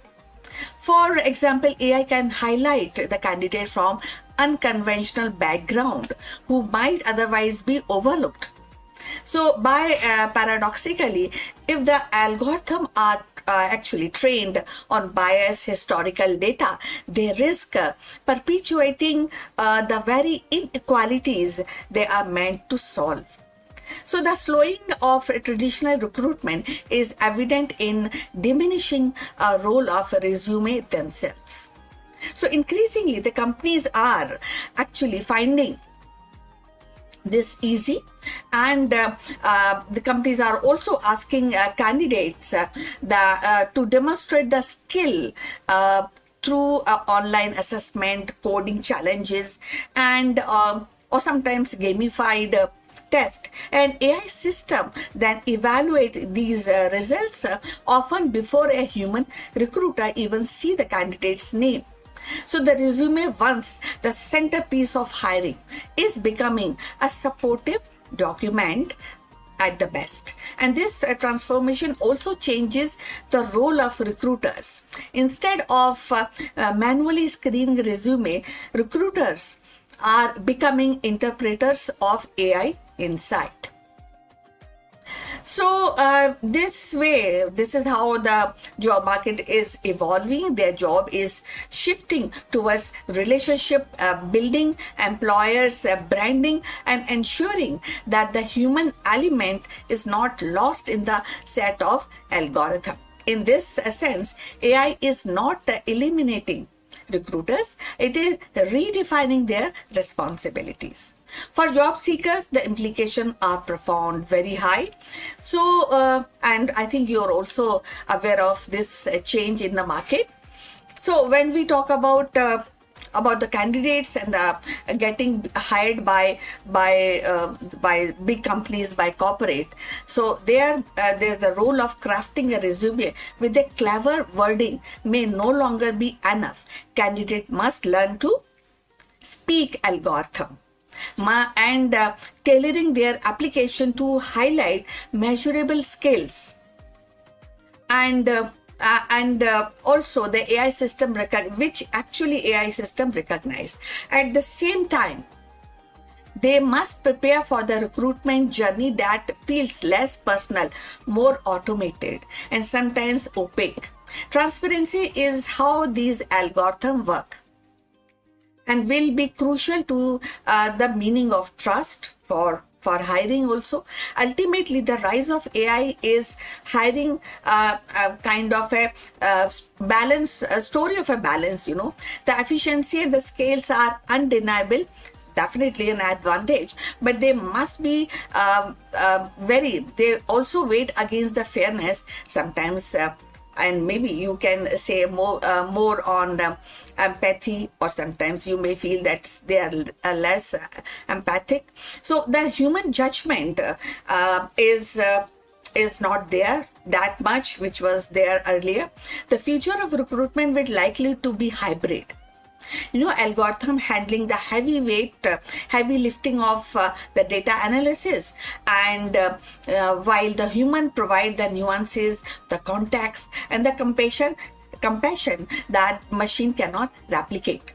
So when we say that algorithm over resume, we are not just describing a technological shift.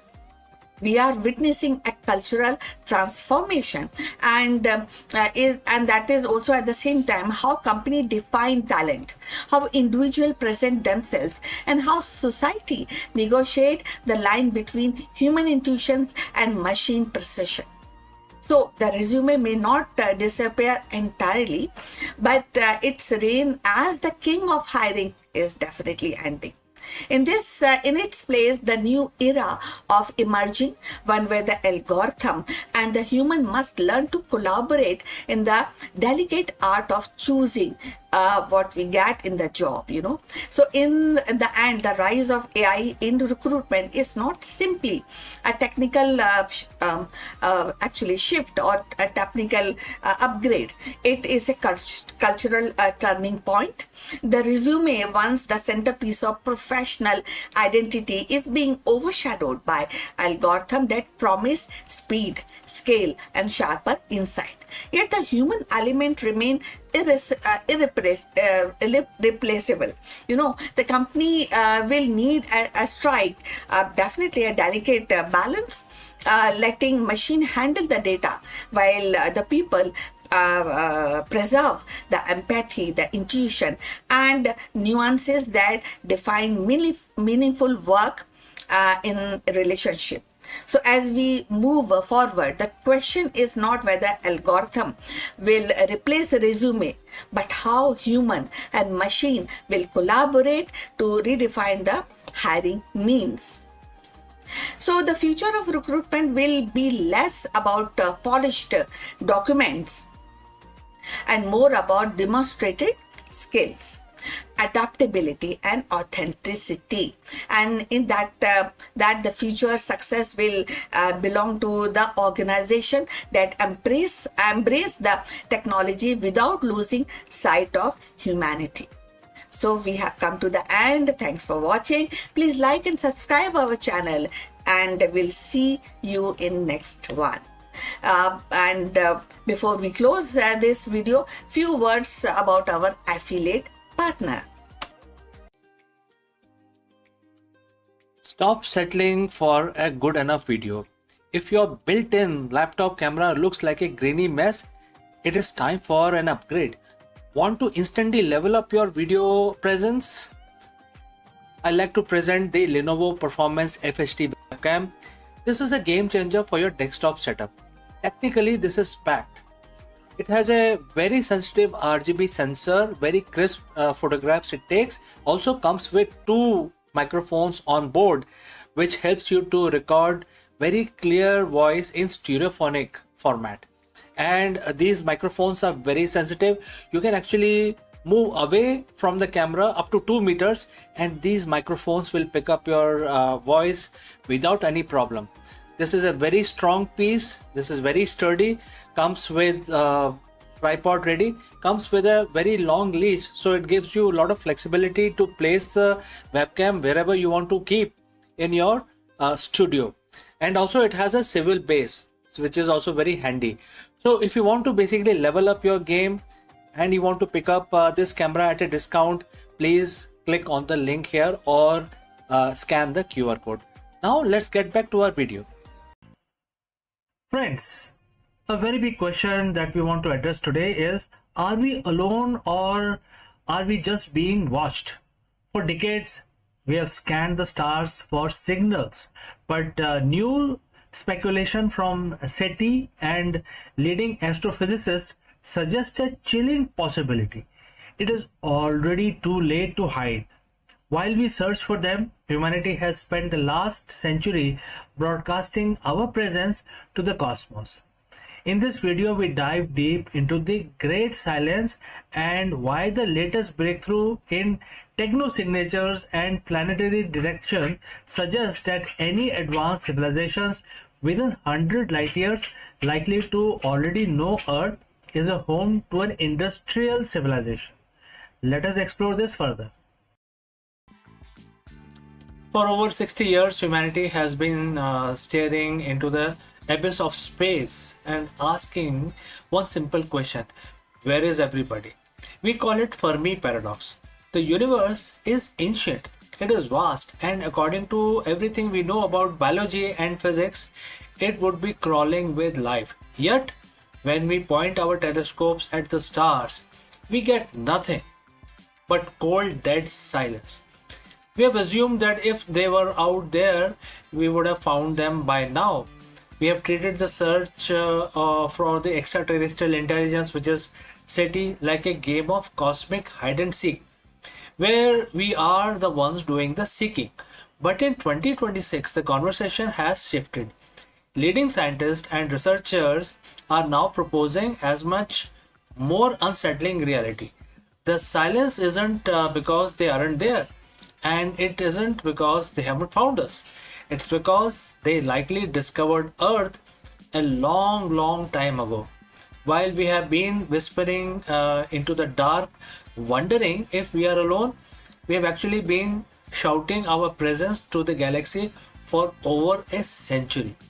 So friends, if you have reached this far, please inform us from which city you have tuned in and in which language you are watching this video. This will help us determine the reach of our channel. Alright, let's proceed further. Today we are breaking down the new SETI speculation. We are looking at why it is officially too late to hide, how our own atmosphere is betraying us, and startling new research that suggests alien signals might be hiding in plain sight right in our own data. To understand why we are already visible, we have to look at what we call the technosignature. Since the early 20th century, Earth has been surrounded by an over-expanding bubble of radio waves. This radio bubble is now over 200 light years wide. Inside the bubble are thousands of star systems. If there is a civilization within 100 light years of us with even slightly better technology than ours, they don't need us to send them a hello message. They have already heard our earlier radio broadcasts, our television signals, and most importantly, our high frequency military radars. But it is not just radio. In the last year, researchers have found while exploring the exoplanet, because exoplanets search has reached the fevering pitch right now. We have been using the James Webb Space Telescope to look at the atmospheres of distant worlds, searching for methane, oxygen, carbon dioxide, the building block of life. Now the flip side of this perspective is, If an alien astronomer 50 light years away pointed a telescope similar to JWST or something much more advanced at Earth, what would they see? They wouldn't see the Great Wall of China or our cities. They would see our atmospheric fingerprint. They would see a planet with an atmosphere is in chemical disequilibrium. They would see an abundance of oxygen and nitrogen that shouldn't be there unless life was producing it. And since the Industrial Revolution, they would see technological pollutant, things like CFC and nitrogen dioxide, etc. To a distant observer, Earth isn't just a rock. It's glowing neon sign that says industrial civilization inside here. Alright. So if we are so visible, then why haven't we heard anything back? This brings us to the groundbreaking study published in early 2026 by astronomer like Ben Zuckerman at the UCLA. For decades, SETI has focused on narrowband signals, very specific thin frequency that don't occur in nature.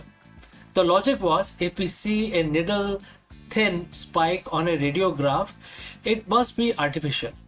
But the new broadband SETI approach suggests that we have been looking for the wrong thing. Zuckerman and others argue that the advanced civilizations wouldn't waste energy sending weak, narrow signals across the void. They would use directed energy beams, powerful broadband bursts that are much easier to detect across the interstellar distances. And here is a kicker. These signals might already be sitting in our archives. We have been scanning the sky for a century for other purpose and other navigation, mapping the stars, studying black holes. This new speculation suggests that the evidence of aliens isn't waiting to be discovered in the future. It is likely hiding in plain sight. Within the petabytes of data we have already collected, we have just haven't looked at the data with the right algorithm yet. Think of it like this. We have been looking for specific person's voice in a crowded stadium when we should have been looking for the flashlight they were waving. There is another reason for this silence, and it was highlighted in March 2026. Report from SETI Institute. Dr. Vishal Gajar and his team recently discovered a major complication in how we hear the cosmos. It turns out that the space isn't an empty vacuum. It is filled with turbulent plasma and stellar winds. When a signal travels from distant star system to Earth, it has to pass through the space weather of that alien sun. This plasma can smear or broaden a signal. A perfect, clear, narrow broadcast from an alien planet might arrive at Earth looking like a fuzzy, distorted static. The SETI Institute realized that our current search tools are designed to filter out that kind of noise. We have been looking for perfect signal, but the universe is quite messy. This means we could have received a message yesterday, but our computers threw it in the trash because it looked like too much like a natural interference. We are literally turning or tuning into a wrong station. And it is possible the galaxy is far noisier than we ever imagined. So if they were here and if these signals are likely reaching us, why hasn't there been a first contact event? This leads us to the zoo hypothesis. If a civilization is advanced enough to detect our atmospheric pollution from 40 light years away, they are likely centuries ahead of us, if not millennia. To them, we might be like a new species of ants discovered in a remote jungle. You don't walk up the anthill to introduce yourself, you observe it. You set up cameras, you stay hidden so you don't disrupt their natural development. But as our technology improves, as we launch the Nancy Grace Roman telescope and the Habitable World Observatory, we are becoming harder to ignore. We are starting to build our own cameras to look back at them. In April 2026, SETI Institute launched a Discover Future Lab. Their mission was to prepare humanity for the human dimensions of discovery. They aren't just asking how to find life anymore, they're asking what happens next. Because the consensus is changing, first contact might not be a signal we receive, but a realization we find in our own backyard. We used to think universe was a vast empty desert and we are lone campfire in the middle of the night, but the science of 2026 tells a different story. The desert is full of life and our campfire has been blazing signal fire over 100 years. Whether it is through leaked radio waves, chemical signatures in our cloud, or the broadband beams we haven't decoded yet, the great silence is starting to feel less like an absence of life and more like a waiting room. The question isn't, are we alone anymore? The question is, when they finally decide to answer, will we be ready to listen? So friends, thanks for watching this deep dive into the new frontier of SETI. If you want to keep track of this cosmic discoveries with me, make sure that you hit the subscribe button. I'm CK and I will see you again in the next one. Before I leave, a word from our affiliate partner.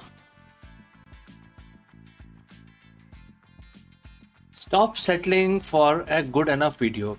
If your built-in laptop camera looks like a grainy mess, it is time for an upgrade. Want to instantly level up your video presence? I like to present the Lenovo Performance FHD webcam. This is a game changer for your desktop setup. Technically, this is packed. It has a very sensitive RGB sensor, very crisp photographs it takes. Also comes with 2 microphones on board, which helps you to record very clear voice in stereophonic format. And these microphones are very sensitive. You can actually move away from the camera up to 2 meters and these microphones will pick up your voice without any problem. This is a very strong piece. This is very sturdy. Comes with tripod ready. Comes with a very long leash, so it gives you a lot of flexibility to place the webcam wherever you want to keep in your studio. And also it has a swivel base, which is also very handy.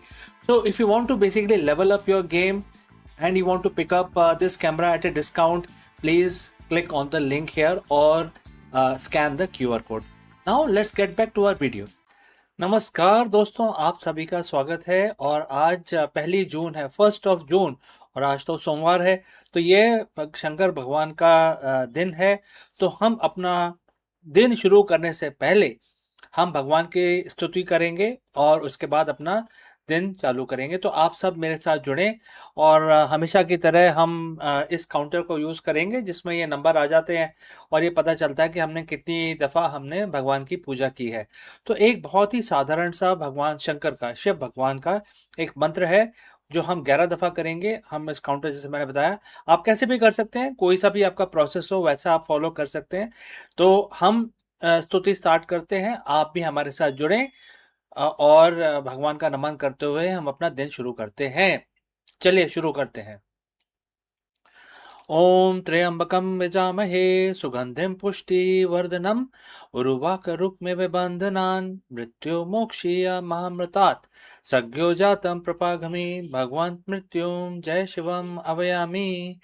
ओम त्र्यंबकं यजामहे सुगंधिं पुष्टिवर्धनम् उर्वारुकमिव बन्धनान् मृत्युर्मोक्षीयमामृतात् सद्यो जातं प्रपागामि भगवन् मृत्युं जय शिवम् आवाहयामि।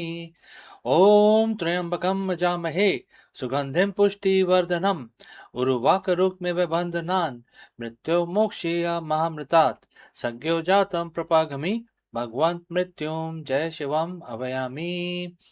ओम त्र्यंबकं यजामहे सुगंधिं पुष्टिवर्धनम् उर्वारुकमिव बन्धनान् मृत्युर्मोक्षीयमामृतात् सद्यो जातं प्रपागामि भगवन् मृत्युं जय शिवम् आवाहयामि।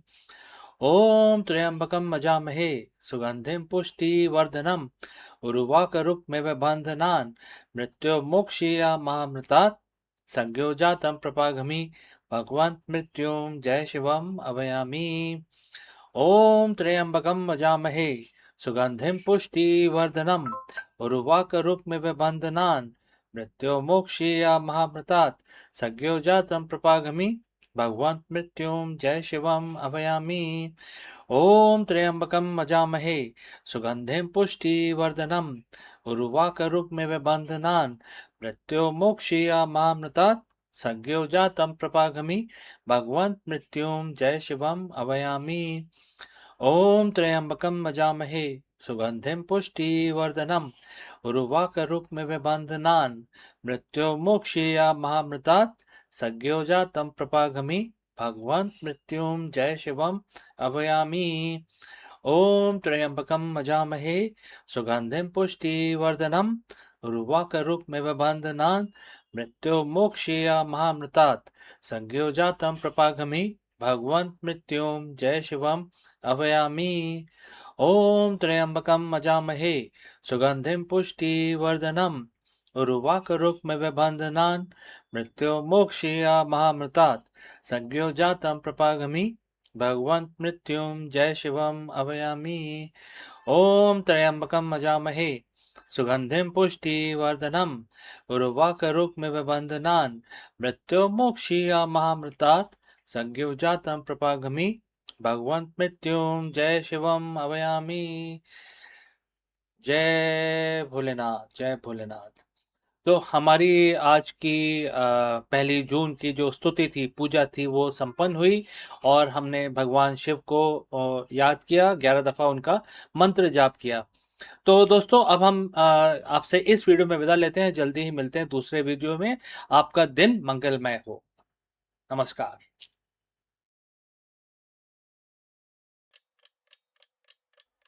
Hello friends and namaskaram. Let me ask you, is your leadership strategy built to last or is it just surviving the current quarter?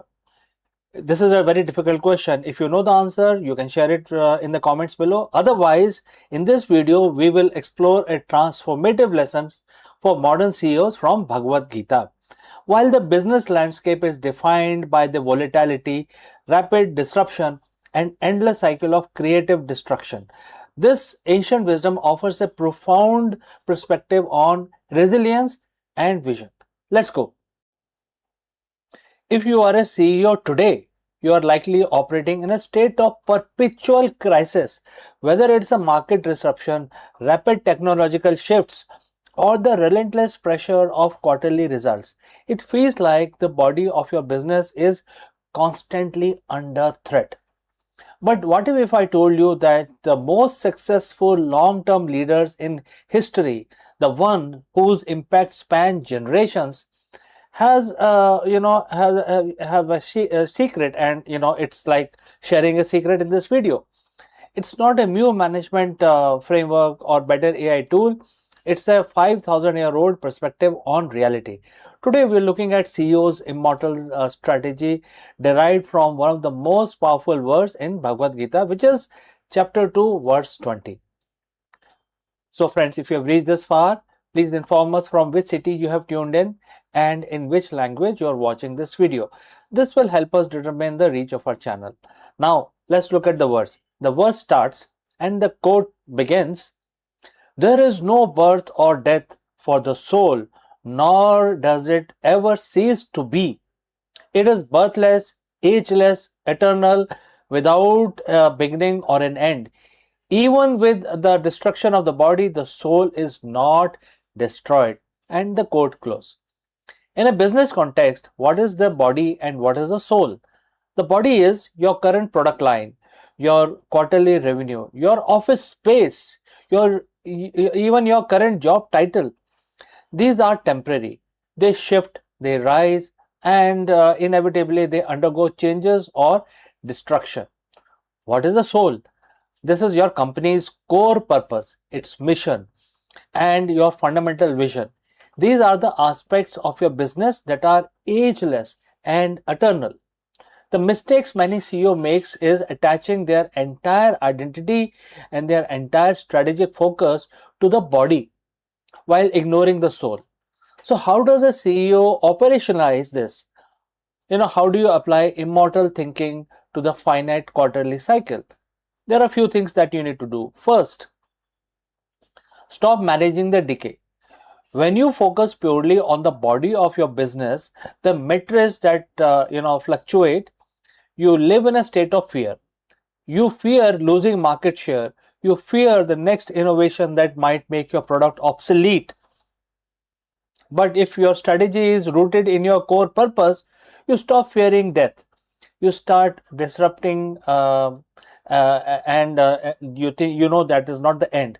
But as shedding of the old to the make way for the new, that is what you do as a if you are not fearful, right? You're not holding on to things. Second, decoupling identity from the outcome. The most effective leader is like obsessed, observed, and those who can sit in the board meeting, face a disaster revenue report, and remain completely unshaken. Why? Because they know that a bad quarter is not the death sentence for their mission. They view their leadership as a process of service, not just just a game of numbers, etc. Third, think in eternity cycle. If this company were to disappear tomorrow, what value would remain? What is the soul of your brand? When you answer that, your daily decision changes. You stop chasing short-term growth at any cost and start building a legacy that truly outlasts your tenure. When you realize that your purpose is birthless and ageless, the stress of the current situation changes from heavy burden into strategic challenge. You are no longer fighting for survival. You are executing a vision. This isn't about being passive or ignoring the bottom line. It's about being unshakable. An immortal strategy means you're playing a game that no one can force you to quit. It transforms your leadership style from reactive management to proactive creation. So, as you head back into your week, today is Monday, right? I want you to ask yourself one question. Are you currently over invested in the body of your business, or are you nurturing its soul? The business might face challenges, the market might change, but if you lead with this eternal perspective, your vision remains indestructible. If this resonates with you, we can discuss it further if you have any specific question. What is the soul of your business? How do you protect it during the hard times? Please drop a comment below, and let's keep this conversation going. And I look forward to receiving your thoughts.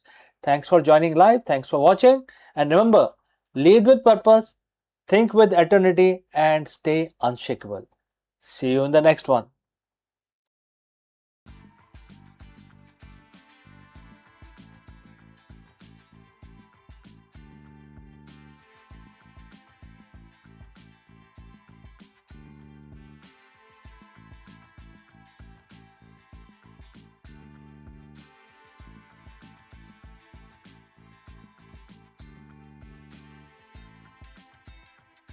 Hello friends. All of us sometimes get this feeling that our technical expertise or our hustle hold us back from our true potential for the true leadership. Everybody gets this kind of a feeling. Therefore, we dive deep into the most powerful leadership secrets from Bhagavad Gita. In a verse where Lord Krishna, Bhagwan Krishna tells Arjun, "Oh Arjun, be a yogi." But what does this mean for a modern CEO or an entrepreneur to be a yogi? Today, we are going to break down why the yogi, the leader with disciplined equanimity, consistently outperform the three most common type of executive. Let's go. In the modern corporate world, we are taught that to win, you must be a specialist. You must be the smartest person in the room, the hardest worker in the office, or the most disciplined follower of the playbook. We obsess over KPIs, data points, and ATR work week. But have you ever noticed that even the most brilliant specialists eventually hit a ceiling? They burn out. They get blindsided by market shifts. They lose their team. Why? Because they are missing what ancient wisdom calls the unfair advantage. over 7,000 years ago on a battlefield far removed from the modern glass-walled boardrooms, a guide named Bhagwan Krishna gave a piece of advice to a leader in crisis. That advice is found in Bhagavad Gita, chapter 6, verse 46, and it says, quote starts, "The yogi is superior to the ascetic. He is deemed superior even to the man of knowledge, and he is superior to the man of ritual action. Therefore, O Arjun, be a yogi." Today we are going to translate this ancient code into a roadmap for the 21st century leadership. We are going to explore why a yogi beats a specialist every single time. So friends, if you have reached this far, please inform us from which city you have tuned in and in which language you are watching this video. This will help us determine the reach of our channel.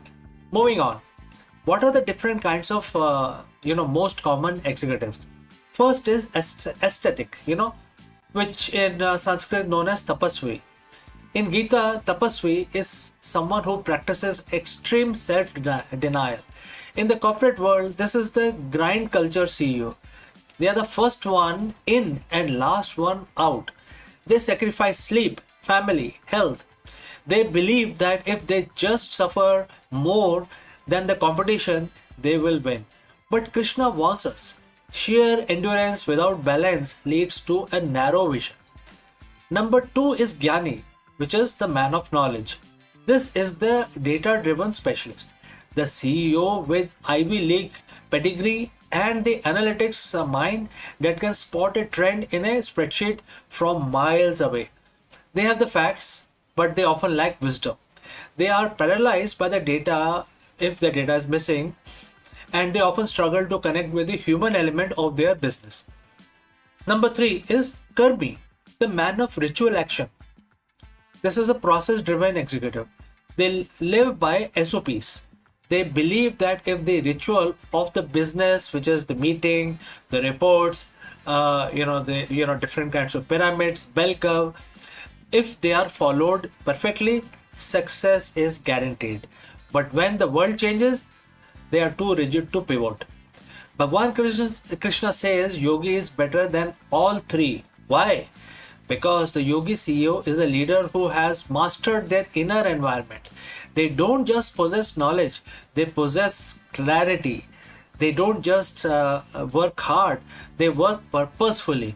They don't just follow process, they follow a vision.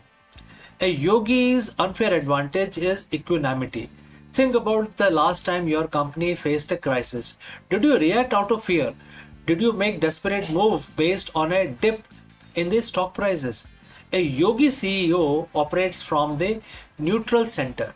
They are not swayed by the high of massive profit or low of the market crash. While everyone else is reacting, the yogi is responding. This isn't about being passive, it's about being so internally grounded that your decision making becomes clinical, fast, and remarkably accurate.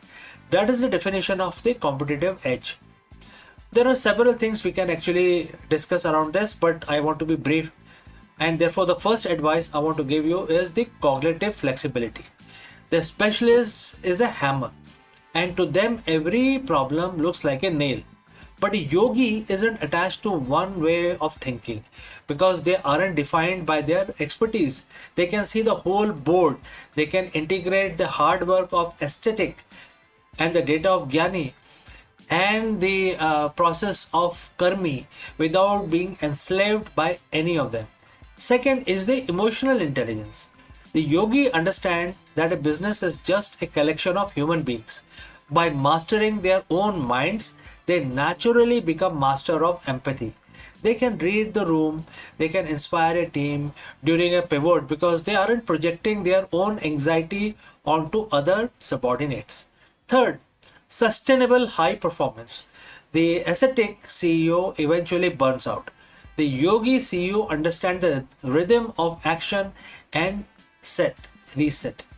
They operate with sense of detachment and therefore detached engagement.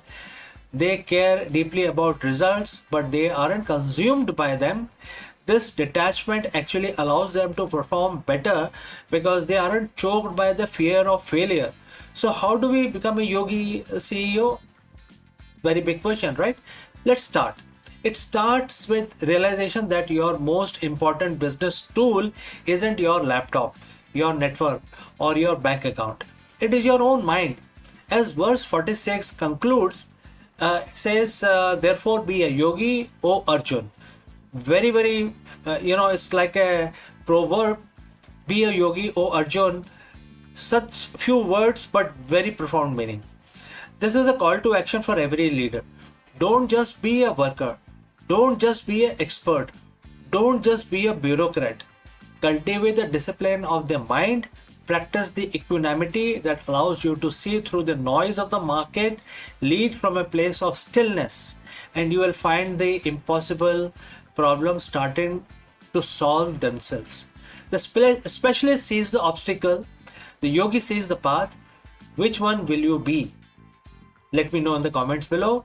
Before I part ways today, a few words about our affiliate partner.